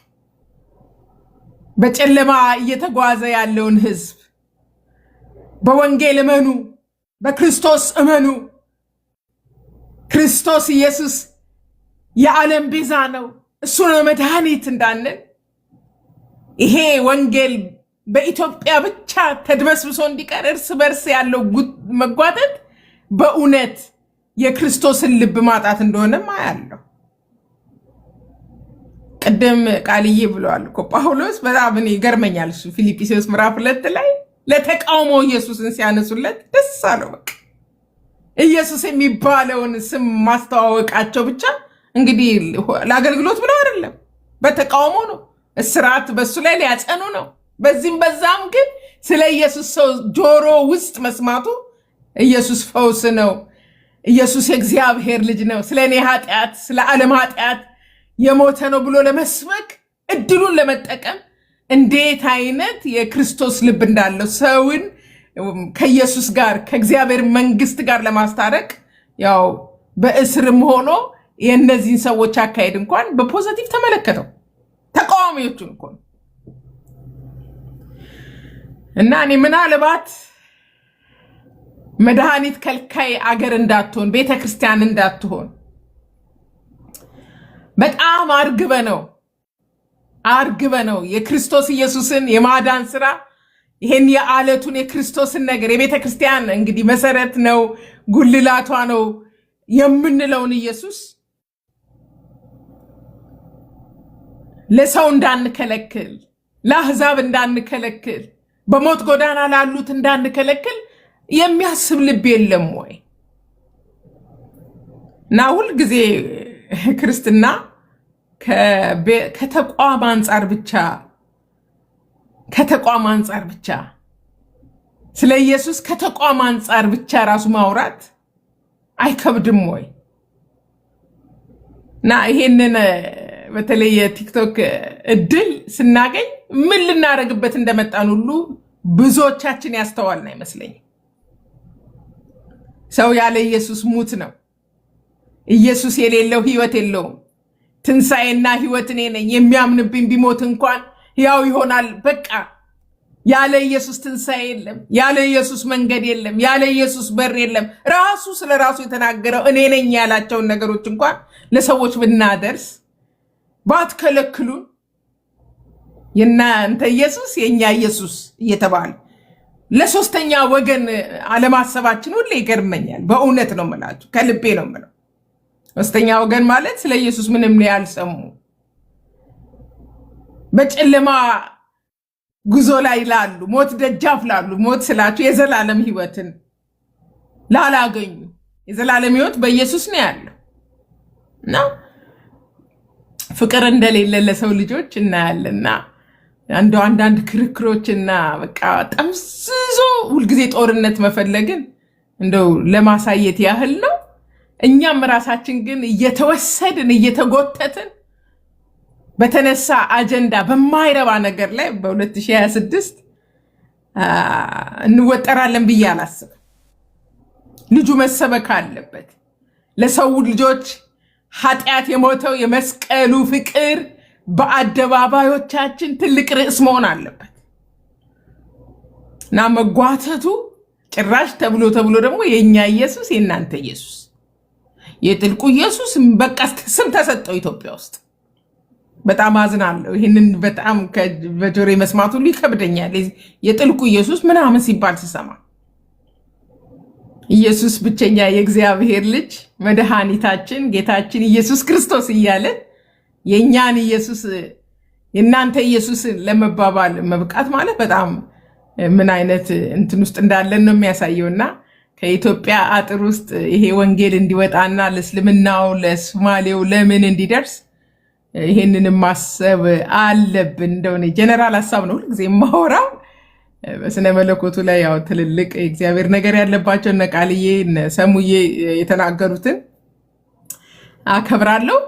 ግን እየጎተቱ ደግሞ ወይም ሰይጣን እየጎተተ ይሄን የምስራች ቃል እንዳንናገር ይሄን የፍቅር ወንጌል እንዳንናገር ለሰዎች ልጆች ይሄን የምስራች የደስታ ዜና መላእክት የሰበኩትን ታላቅ ደስታ የምስራች ገና ሲወለድ ጀምሮ በቃ የሰማይ መላእክት ሐሴት ያደረጉበትን ያወደሱትን ይሄን ሕፃን ይሄን ኢየሱስ ይሄን ቀራንዮ ላይ ራቁቱን ስለኔና ስለ ዓለም ሁሉ ኃጢአት የሞተውን ኢየሱስን እንዳንነፍግ ጉተታዎችን አንዳንድ ጊዜ ኮንትሮል ማድረግ ያለብን ይመስለኛል። ክብር ለኢየሱስ ክርስቶስ ይሁን። እኛ የምናመልከው የእግዚአብሔር ልጅ እውነተኛ ታማኝ ስለኔና ስለኛና ስለ ዓለም ሁሉ ኃጢአት የሞተውን አንዱን ጌታ ነውና እንደው ምንም ቢባል ይሄን እምነታችን የማንነቃነቅበት መሰረት ነው። ተባረኩ። በጣም ይገርመኛል። ርዕሶቹ ራሱ በጣም እንትኖች ዘግናኞች ናቸው። እንደ ኤቲክሱ ራሱ ክርስትና ኤቲክሱ የማይፈቅድ አጀንዳዎች እየመጡ ነውና ምን እንደምናደርግ እንዴት አድርገን እንግዲህ ይህን በጨለማ ላለው ህዝብ ወንጌል እንደምናዳርስ አላውቅም። በዚሁ በቲክቶኩ መንደር ማለቴ ነው። ተባረኩልኝ። አስችዬ ያው እንግዲህ እኔ ደብለቅለቅ ባረግም ያው ትረዱኛላችሁ። አይ ምንም እንትን አይላልሽም። አንደኛ ከወንጌሉ አቅጣጫ ነው። ሁለተኛም ደግሞ አይ እንደ ሰውም ማሰብ ያስፈልጋል። ለሶስተኛም እንትን ብለሽ ያልሽውም ልክ ነው። እንግዲህ ሌላ ሰው አንድ ሙስሊም ማለት ነው እኔ በአብ በወልድ በመንፈስ ቅዱስ ማምነው ኢየሱስ ከዘላለም ለምሳሌ ኒቅያ ላይ ያለውን ማመን ቆስጠንጢኖስ ላይ የተወሰነውን ውሳኔ ማመን የኤፌሶኑን ጉባኤ ማመን እሺ ይሁን ቃል ኪዳኑ እነሱን ተስል ለመስማማት ያህል ማለት ነው። እንዲሁም የአትናቴዎስን የእምነት መግለጫ 100% አንድ ሰው አምኖ ማለት ነው። እንዴ ቆይች እሺ ማዳን የእግዚአብሔር ነው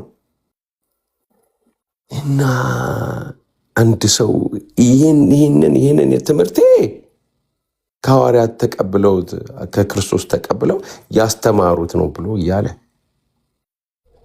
እና በእንዲህ መልክ እኔ ሌላ ሀሳብ ሁሉ ነው ያለው የሚመስለኝ። አሁን ይሄ ነገር እኔ አሁን ከእንትን እያወጣሁት ነው፣ ይሄ ከመንፈሳዊነት እያወጣሁት ነው።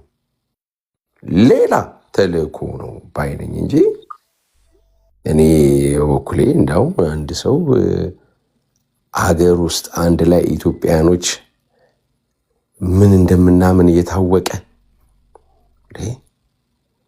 ብቻ እስቲ እንግዲህ ጸሎትም ገብቷል። ጸሎትም እስካሁን ሲሰማን ስለና እና አንዴ ነው ጸሎት ክርስቶስ አሁን ቢመጣ የከፈተ ሰው አለ? ክርስቶስ እንኳን አደረሳችሁ። በውጭ ያላችሁ አስቼ እንግዲህ ውጭ እንትን አለ እንኳን አብሮ አደረሳችሁ ሰላም ብያለሁ። እንኳን አደረሳችሁ። መልካም በዓል ይሁንላችሁ ብያለሁ በቅድሚያ። አሜን አሜን አሜን። እንኳን አብሮ አደረሳችሁ አንተም ማለት ነው። አሁን ጌታ ኢየሱስ ክርስቶስ ቢመጣ እንግዲህ ያለው የቁጥር እንትን ይታወቃል።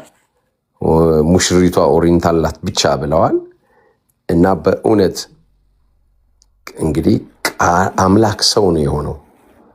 እና እነዛ ብቻ ሙሽሮች ከሆኑና ከዛ ውስጥም እንደሚታወቀው እንግዲህ የማያምኑ ደግሞ ብዙ አሉ። በስመ ኦርቶዶክስ ሆኖ ሁሉም ይድናሉ ብላ አታምንም። እና ክርስቶስ በዚህ ወቅት ሲመጣ እሷ ብቻ ከሆነች ሙሽራዋ በመስቀል ላይ ከሰራ አኳያ ኪሳራ ውስጥ ነው ወይስ ኪሳራ ውስጥ አይደለም ብለን የምታስበው? ከዚህ ልጀምረው ቅድሚያ። እሺ እንግዲህ የወንጌል እውነት የሚለካው እኔ እስከሚገባኝ በቁጥር ብዛት ነው ብዬ አላምነው። ለምሳሌ ኖህን ማየት ይቻላል። 8 ነፍሳትንም እግዚአብሔር አትርፎ ያውቃል በመጽሐፍ ቅዱስ ላይ። ስለዚህ ብዙሃኖች ሌሎች ናቸውና ወይም ብዙሃኑ ሌላ እምነት ተከታይ ነውና ኪሳራ ከዛ አንፃር ይሰላል የሚለው አይደለም። እኔ የሚታየኝ እውነቱ ተዳርሰዋል በዓለም ነው። የክርስቶስ ወንጌል ያልደረሰበት አንድም ቦታ የለም። አሁን ላይ ኢንተርኔቱ አለ፣ ሁሉ ነገር አለ። ብቻ መጽሐፍ ቅዱስ የክርስቶስ ወንጌል እውነተኛ ወንጌል የማይታወቅበት ወይም የማያውቁበት ደረጃ ላይ ያለበት ሁኔታ የለም። ስለዚህ ይህንን እውነት ተቀብለዋል ወይ ነው። ካልተቀበለ አልተቀበለም ነው። ክርስቶስ አስገድዶ የሚገዛ አምላክ አይደለም። ስለዚህ በፍቅር ነው። እውነታው ይነገረዋል። እውነታውን አምኖ አሜን ብሎ የሚቀበል ከሆነ እሰየው፣ ወደ ክርስቶስ አካል ብልት ይገባል። አያልፈልግም ካለው ደግሞ ግዴታ ብዙሃን ወደዛ ሆኗልና የክርስቶስ የቤዛነት ስራ ኪሳራ ነው ሊያስብል የሚችል አንድም ሰው እንኳን ቢቀር ማለት ነው በምድር ላይ የክርስቶስን የቤዛነት ስራ ማሳነስ የሚችል የትኛውም ፍጥረት የለም። ስለዚህ ከዛ አንፃር ይለካል የሚባለው ነገር እኔ አይታየኝም። የክርስቶስ የቤዛነት ስራ በዕለተ ዓርብ አንድ ጊዜ ለዘላለም የቀረበ መስዋዕት ነው። ስለዚህ እሱ የከበረ ነው፣ ማንም ሊያወርደውም አይችልም። ከዛ የኛ ለመቀበል የኛ መቀበል የቤዛነት ስራ ላይ የሚጨምረው ነገር ስለሌለ ማለት ነው። የምንጠቀመው እኛ ነን። ስለዚህ ከዛ አንፃር ኪሳራ ውስጥ ገባ መባሉ እኔ ትክክል መስሎ አይታየኝም። ሲቀጥል በክርስቶስ ታዲያ ልዩነት የለም ወይ? እኔ እኮ እየሰማችሁ ነው። ወደዛ ከመሄድ በፊት ያቺ ሙሽሪቷ ኦሪየንታል ብቻ ናት የሚል ከመጽሐፍ ቅዱስ ልታመጣልን ትችላለህ? ማነውስ ደግሞ ያለው? እሺ ኦሪየንታል መሆኗን እኛ የምናውቀው ሰዎች ነንና እግዚአብሔር የቤዛነቱን ስራ ሰርቶ ቤተክርስቲያንን መስርቶ እኔ እስከ ዓለም ፍጻሜ ከእናንተ ጋር ነኝ ብሎ ቃሉን ሰጥቶ በአብ በወልድ በመንፈስ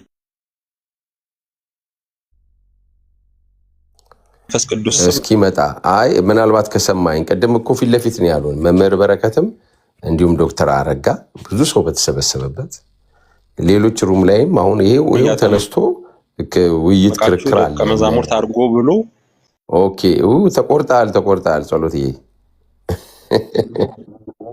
ትእዛዝ የሰጣት አንዲት ቅድስት ኩላዊት የሆነች ሐዋርያዊት ቤተክርስቲያን አለች ነው። ጸሎቴ እየሰማና አልነበረም። በቃ እኔ እንኳን እየተናገርኩ እየሰማኝ አይደለም ማለት ነው። እሺ ደገሞ እንደገና ደገሞ እንትን ብለህ ነበረ ጠፍተህ ነበረ። ያቺ ይህንን ያሉት ቅድም መምህር በረከትም እንደዚሁም ደግሞ ዶክተር አረጋም የቤተ ክርስቲያናችን ነው አሉ። ይሄ የቤተ ክርስቲያናችን አስተምሮ ነው። ሙሽሪቷ ኦሪየንታል ናት አሉ። እንዳውም ምን አሉ መሰለ ቸርች እንኳን ባይኖር አሉ እኔ ሄጄ ከእንትን አልወስድም አሉ ስጋና ደሙን ከግሪክ ኦርቶዶክስ እና ኦኬ ወርዷል። እሺ አግዚ ያለ አላየው። እሺ አግዚ እሺ እንትን በለን ግን አልገባኝም።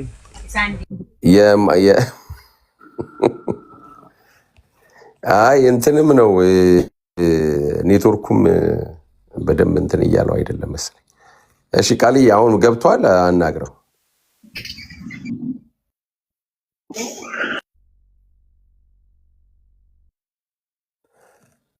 ቃልዬ አለ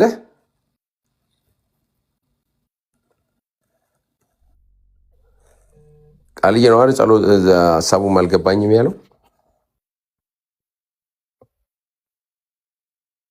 እሺ ጸሎቴ ከእንትን ካልክ መናገር ትችላለህ። ኔትወርክ ነው ያስወጣ።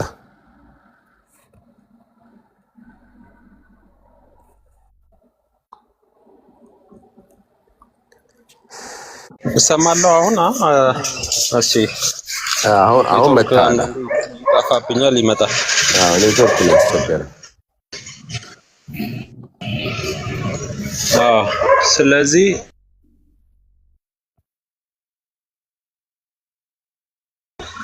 እኛ እያልን ያለነው ክርስቶስ የመሰረታት ሳትቋረጥ የመጣች በሐዋርያን ቤተክርስቲያን የሚያስብላት በትክክለኛው ትምህርት የክርስቶስ ትምህርት ላይ መቆም አለባት። ከዛ ሲቀጥል ደግሞ ሐዋርያዊ ቅብብሎች ወይም ህብረት አለ ነው። ያ ህብረት ደግሞ እኛ እስከነታ ያለን እኛንም ብለን እንናገራለን። ስለዚህ ከዚህ አንጻር ነው ኦርቶዶክሳውያን ትክክለኛ የክርስቶስ ቤተክርስቲያን ናት የምንለው እንጂ ሊትራሊ ወይ ኦሪየንታል ተብሎ መጽሐፍ ቅዱስ ላይ ጂናት ቤተክርስቲያኗ የሚባል ነገር ኖሮ ሳይሆን ህብረቱ ግን ያ ህብረት የቀጠለው ህብረት ኦሪየንታል ተብሎ እናምናለን ነው። ከዚህ አንጻር ነው የምንናገረው ነው። እሺ አይ ቅድም ሀሴድ ጥያቄ ያለው ቀን እኔ ያልኩ ቅድም መምህር በረከትም እንደዚሁም ደግሞ መምህር ዶክተር አረጋ እንዲሁ ነው የተናገሩት። የሚገርምህ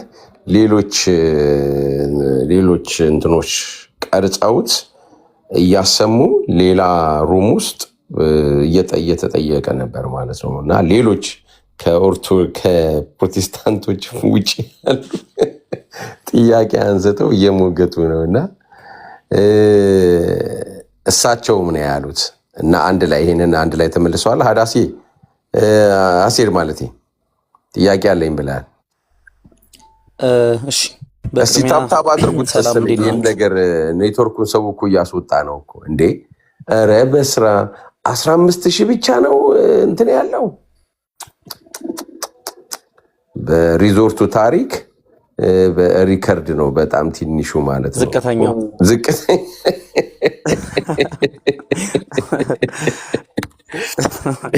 ጠይቃን። እሺ አግዝ አንድ ቁጥር አሳይቷል። አግዝ ይግባ እስቲ አግዝ የሚግባ። እኔም ለጸሎት ጥያቄ አለኝ። ጸሎት ወረደ ነው። ያ ኔትወርክ እምቢ ብሎታል። በቃ ምንም ማድረግ አይቻልም። እናንተ ቀጥሉ፣ በቃ ሀሳብ ስጡ እናንተ። ጸሎት ቢገባ ልጠይቀው የፈለግኩት ጥያቄ ነበር። አዚፍኛ ከቁጥር ጋር እንዳገናኘ ነው አስመስሎ። ጸሎት ይሰማሃል? ኔትወርክ ግን በጣም እያስወጣኝ ነው። እንግዲህ በቻልኩት አቅም ተንቀሳቅሼ ጥሩ ቦታ ለመሆን እየሞከርኩ ነው። እስከሚሰማኝ ጠይቀኝ። ሰላም ብዬ እሺ እሺ። ሰላም በትልቁ ለታብታብ እሺ ቴንክስ።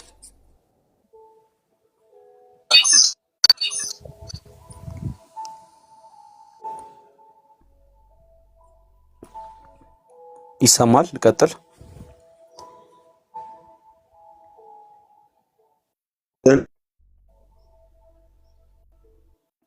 እኔ ይሰማኛል። ትንሽ ይቆራረጣል ያንተ ወደ እኔ ሲመጣ። ኦኬ እሺ እሺ። ጸሎት አንድ ዮሐንስ ራእይ ላይ አንድ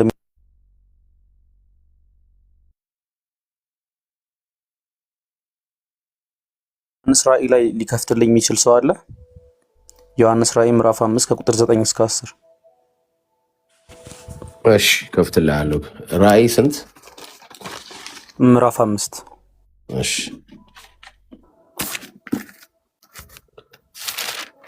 ምዕራፍ 5 ከቁጥር 9 እስከ 10። ከቁጥር 9 እስከ 10 መጽሐፍትን ትወስድ ዘንድ ማዕተቦቹንም ትፈሳ ዘንድ ይገባል፣ ታርደሃልና በደምም ለእግዚአብሔር ከነገድ ሁሉ፣ ከቋንቋ ሁሉ፣ ከወገን ሁሉ፣ ከሕዝብ ሁሉ ሰዎችን ዋሽተህ ለአምላካችን መንግስትና ካህናት የሆኑ ዘንድ አድርገሃቸው በምድርም ላይ ይነግሳሉ። እሺ አስቼቴን እኔ ለጸሎት ያለኝ ጥያቄ ከዚህ ክፍል በመነሳት ይሄ በመንግስት ሰማያት ላይ የታየው ሲን በራእይ ዮሐንስ እያየ ያለው ሲን በኦሪየንታል ኦርቶዶክስ ብቻ የሚሳካ ይመስላል?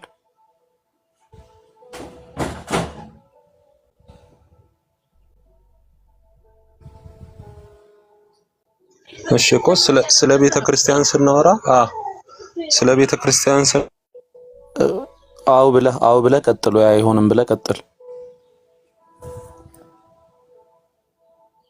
እኛ የምናውቃት የክርስቶስ ህብረት ይዛ መጣ እኮ ከዛ አንፃር።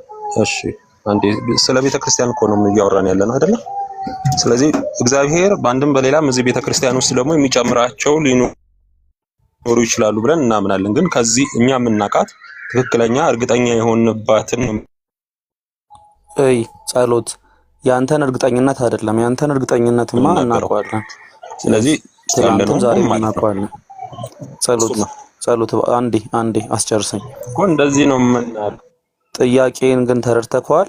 ከወገን ሁሉ፣ ከቋንቋ ሁሉ፣ ከዘር ሁሉ፣ ከነገድ ሁሉ እንዴት ነው የሚሳካው በአንድ ቤተክርስቲያን? መልስልኝ እስቲ። ክርስቶስ ያዳነው እነዚህን ነው እያለ ነው። ከሁሉም ነው እያለ ነው። ከወገን ሁሉ አድኗል፣ ከቋንቋ ሁሉ አድኗል፣ ከነገድ ሁሉ አድኗል፣ ከህዝብ ሁሉ አድኗል። እንዴት ነው በ6 ቤተክርስቲያናት የሚሳካው? 6 ሀገር ላይ ባሉ እኮ እሱን እኮ እያስረዳው ነው። ቪዚብል ሆና እኛ እርግጠኛ ሆነን የምንናገርላት ቤተክርስቲያን ኦሪየንታል ናት። እግዚአብሔር ደግሞ በአንድም በሌላም ወደዚህ የሚጨምራቸው ሰዎች ሊኖሩ ይችላሉ፣ ከነገድ ከቋንቋ ከሁሉም ማለት ግን እዚህ ህብረት ውስጥ ነው ሊገቡ የሚችሉት ነው። ከየትም ቦታ ጸሎት ቅድም አስቼ ያ የጠየቀውን ጥያቄ ሳትረሳ ማለት ነው በአይምሮ ኪዘ ነው እንድትመልስልኝ የምፈልገው። ምናልባት ጸሎት ያለችው አንድ ቤተክርስቲያን እሱም ራስ ይሆንላት አንድ ስለሆነ ምናልባት ይመስለኛል የጸሎት ኔትወርክ ነው እያስቸገረው ያለው፣ የተደማመጥን አይደለም። ቅድም አስቼ ያንተ እኮ ይሰማኛል። እኔ እየተሰማኝ ያንተ ቆይቶ ነው የሚደርሰው። ጸሎት ጥያቄን ላብራራል በደንብ። ቅድም በምንም ተአምር ቤተክርስቲያን ዩኒቨርሳሊ በሁሉም ቦታ የምትገኝ ካልሆነች እና በሁሉም ቦታ እግዚአብሔር ሰዎችን እያዳነ አክቲቭሊ እያዳነ ካልሆነ በወንጌሉ አማካኝነት የክርስቶስ ኢየሱስ ቤዛነት ራሱ ለዓለም ነው ማለት የምትችልበት መንገድ ራሱ አይገባኝም። አንደኛ ምክንያቱም መጽሐፍ ቅዱስ ክርስቶስ በደሙ ከሁሉም ኦልሞስት ከሁሉም ለሚለው ቃል ኢኩቫለንትሊ ከነገድ ሁሉ፣ ከቋንቋ ሁሉ፣ ከወገን ሁሉ፣ ከህዝብ ሁሉ ዋጅቷል ነው የሚለው። አንተ ደግሞ ወደ 6ቷ ወደ ኦረንታሏ ብቻ የሚጨመሩ ሰዎችን ታሳቢ እያደረገ ነው የምትለኝ። ይሄ ሊሆን አይችልም። በነገራችን ላይ አንተ አሁንም ለራስህ ኢክሊሲዮሎጂ ለራስህ የነገረ ቤተክርስቲያን አስተምህሮ እያመቻቸከው ነው ክፍሉን እንጂ ይሄ ሊሆን አይችልም። ምክንያቱም ወንጌሉ ራሱ በሐዋርያት ሥራ ላይ የክርስቶስ ኢየሱስን ይሄ የዓለም አቀፋዊ ሚሽን ስንመለከት በይሁዳ በሰማሪያ በኢየሩሳሌም በይሁዳ በሰማሪያ እስከ ምድር ዳርቻ ነው የሚለው። ስለዚህ ሐዋርያቶቹ ተበትነው እስከ ምድር ዳርቻ ድረስ ሰዎች ክርስቶስ አንድ አካል ስላለችው አንድ ራስ የሆነ ጸሎት አንዴ ወይ ክርስቶስ አካል ውጪ ሰው ሊድን አይችልም። እየተሰማን አይደለም። ጸሎት እየተሰማን ስላልሆነ አንዴ ወርደ ብትመለስ። አንዴ ኔትወርክ አሪፍ አይደለም። ቃሌን ሳቡት። የኔ ጥያቄ ግልጽ ይመስለኛል አይደል ወዳጆች? ሁሌም ኦረንታል ቤተክርስቲያንና ዘዋን ትሩ ቸርች ክሌምን ሳስብ የሚመጣልኝ ይሄ ጥያቄ ነው። ማለት ክርስቶስ ከወገን ሁሉ ከህዝብ ሁሉ ከነገድ ሁሉ አድኗል፣ ለአባቱ መንግስት ካህናት አድርጓል። መጽሐፍ ቅዱስ ያንን ብሎ እየነገረን በሐዋርያት ሥራ ላይ ያለው የክርስቶስ ኢየሱስ ሚሽን በኢየሩሳሌም በሰማሪያ በይሁዳ ብሎ እስከ ምድር ዳርቻ ድረስ የሚለው የሐዋርያት ሥራው ማንዴት በአብዛኞቹ ኢቭን በመጽሐፍ ቅዱስ አጥኚዎች የሚባል በአብዛኞቹ ክርስቲያኖች ዘንድ የሚታመነው ማንዴቱ ቤተክርስቲያንን የመትከልና በዓለም ዙሪያ ሁሉ እግዚአብሔር የአይሁድ ብቻ ሳይሆን ዓለምንም ደግሞ በክርስቶስ ኢየሱስ ሥራ አማካኝነት የሚያድን አምላክ መሆኑን በዛም በያሉበት በአሕዛብ ከተሞች ቤተክርስቲያን መተከሉ ከሆነ እንዴት ነው 6 ሀገር ላይ 6-7 ሀገር ላይ ያለች ቤተክርስቲያን እሷ ብቻ ናት። ወደዚህ ቤተክርስቲያን ያልመጣ አንድም ሰው አይድንም። ምን አይነት ክሌም እንደሆነ አይገባኝም።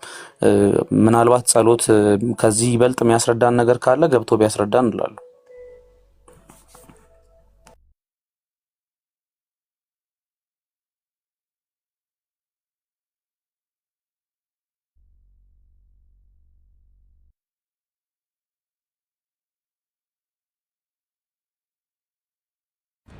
ጸሎት የት ሄደ?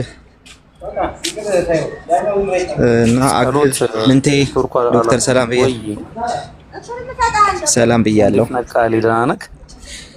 አለን 8 ደቂቃ ስለሆነ የሚቀረው ቶሎ ቢገባ አሪፍ ነው። ካለዛ እያጠቃለልን ብንሄድ አሪፍ ነው አይደል? እሺ ለዛ ነው ይገባ። በቃ ብታጠቃልሉት ይሻላል። እሺ ቁጭ ብሎ እንዳያድር። አይ የጀመርከውን አንተ ቀጥል።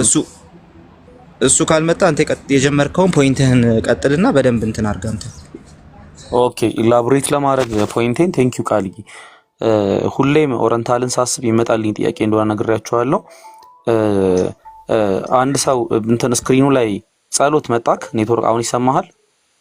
አዎ አሁን እኔ እኮ እናንተ ሁሉም ይሰማኛል። የኔ ነው የሚቆራረጠው ባችሁ መሰለኝ። ያንተ እየቆየ ነው እናንተ ጠርቶ ነው መሰለኝ። አሁን ግን ልክ ነው። አሁን ይሰማል። ያንተም ጥሩ ነው። ያንተ አሁን ይሰማኛል። ጥያቄ ላይ አንድ ሌላ ከሐዋርያት ስራም አንድ ሌላ አርጊውመንትም ላስደግፍልህና ለሁለቱ ጥያቄዎች አያይዘህ ትመልስልኛለህ። ዮሐንስ ራእይ ምዕራፍ 5 ከቁጥር 9 እስከ 10 ባለው ላይ ክርስቶስ ኢየሱስ በደሙ ከነገድ ሁሉ ከቋንቋ ሁሉ ከወገን ሁሉ ከህዝብ ሁሉ እንዳዳነ እንዲሁም ለአባቱና ለአምላኩና ለአባቱ መንግስት ካህናት እንዳደረገ ይናገራል። ይሄ የሁሉ ቋንቋ ምናልባት በአዲስ ኪዳን ወደ መጀመሪያ ወደ ባክግራውንዱን ብንመለከተው ሐዋርያት ስራ ላይ የተሰጠው የክርስቶስ ኢየሱስ ሚሽን ነው። ምክንያቱም በኢየሩሳሌም፣ በሰማሪያ፣ በይሁዳ ትንሽ ደቂቃ ስላለኝ ነው የሚቸኩለው እስከ ምድር ዳርቻ ድረስ የምትሰፋም ቤተክርስቲያን ነው ኢየሱስ ማንዴት ሰጠው ለሐዋርያቱ። ሐዋርያቱም ከነሱ በኋላ የመጡ የቤተክርስቲያን አባቶችም ልንላቸው እንችላለን፣ ቀደምት ክርስቲያኖች ይሄንን ማንዴት አሁንም እስከ ዓለም ዳርቻ ድረስ ምስክሮቼ ሁኑ ሲል ክርስቶስ አሁንም ቤተክርስቲያን ወንጌል ላልደረሰባቸው ቦታዎች ወንጌል ለማድረስ ስትሄድ እንዲያው ዝም ብሎ አይደለም ጉዞ። ምንድነው ከተባለ ሐዋርያት ስራ ላይ ያለው እግዚአብሔር የአይሁድ ብቻ ሳይሆን የሁሉም አምላክ መሆኑ ይገለጥ ዘንድ እንዲሁም ደግሞ ዓለምን ሁሉ በክርስቶስ ኢየሱስ ሊያድን እግዚአብሔር ክርስቶስ ኢየሱስን የላከው እንደሆነ ይታወቅ ዘንድ በአሕዛብ ከተሞች ላይ ቤተክርስቲያናት ይተከሉ ነበር። ስለዚህ በኢየሩሳሌም፣ በሰማሪያ፣ በይሁዳ እስከ ምድር ዳርቻ አሁን ልክ ኢትዮጵያ ውስጥ የአሕዛብ በአባቶቻችን አሕዛብ ተብለን ልንጠራ የምንችል ምናልባት ላትስማማ ትችላለህ። አንድ ቻይና ከተማ ውስጥ አንድ ድንገት ቅርብ የተነሳች እንደ አሜሪካ አይነት ያለች ከተማ ውስጥ ጭምር እግዚአብሔር የራሱ ቤተክርስቲያን አለው። አሁን በዚህ ሰዓት የራሱ ሕዝብ አለው በቤተክርስቲያን አማካኝነት። ስለዚህ እያልኩ ያለው እንዴት ነው 6 ቦታ ክርስቲያን ይሄንን የእግዚአብሔርን ግብ እንዴት ነው ልታሟላ የምትችለው? እናንተ ሊሚት እያደረጋችሁት አንለስ እናንተ ሊሚት እያደረጋችሁት ካልሆነ በስተቀር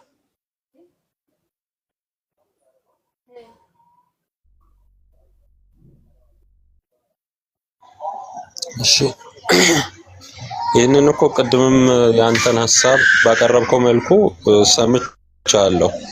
የእግዚአብሔር ሐሳብ የሚሟላበትን መንገድ እኛ ደካሞች ስለሆነ እርግጠኛ የሆንባትን ህብረቱ ያለበትን ተናገርን እንጂ እግዚአብሔር በአንድም በሌላም መልኩ ሰዎችን አያድንም ወደሚል ደግሞ አንወስድም።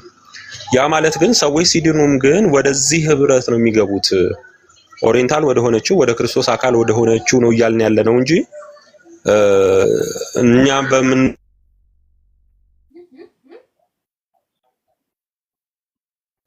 መቋረጥ ጀመርክ ጸሎት መልኩ ክሌም እያደረገ ግን ያለችው እቺ ስለሆነች በሌላም መልኩ ቢሰራ እግዚአብሔር በሌላም መልኩ ሰዎችን ነፍሳትን ወደዚህ ህብረት ነው የሚከተው። ህብረቱ አንድ ስለሆነ ከዚህ አንፃር ነው ኦሪየንታል ኦርቶዶክስ የክርስቶስ ቤተክርስቲያን ስለሆነች በእሷ ውስጥ ያለ ይድናል እያልን የምንናገረው። ጸሎት 4 ደቂቃ ነው የቀረን። አንተ ከምታነሳው ጋር ምንም የሚጋጭ ነገር የለም። እሺ ቆይ ጸሎት በቃል አያያዝ መሰረት 4 ደቂቃ ነው የሚቀረን። ልቀጥል። አንገድበውም እግዚአብሔርን ብለኸኛል እና ይሄን መልስልኝ። አንድ ሰው ፊዚካሊ በጥምቀት አማካኝነት ወደ ኦሪየንታል ቤተክርስቲያን ሳይቀላቀል ሊድን ይችላል?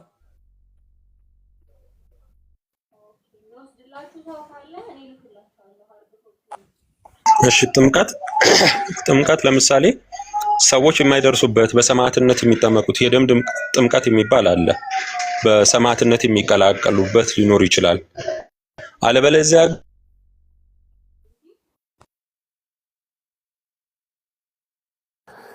አይ የጸሎትዬ እባክህ ያለችንን ጊዜ እየበላት ነው ኔትወርኳ። የጸሎት ኔትወርክ እያስቸገረ ነው።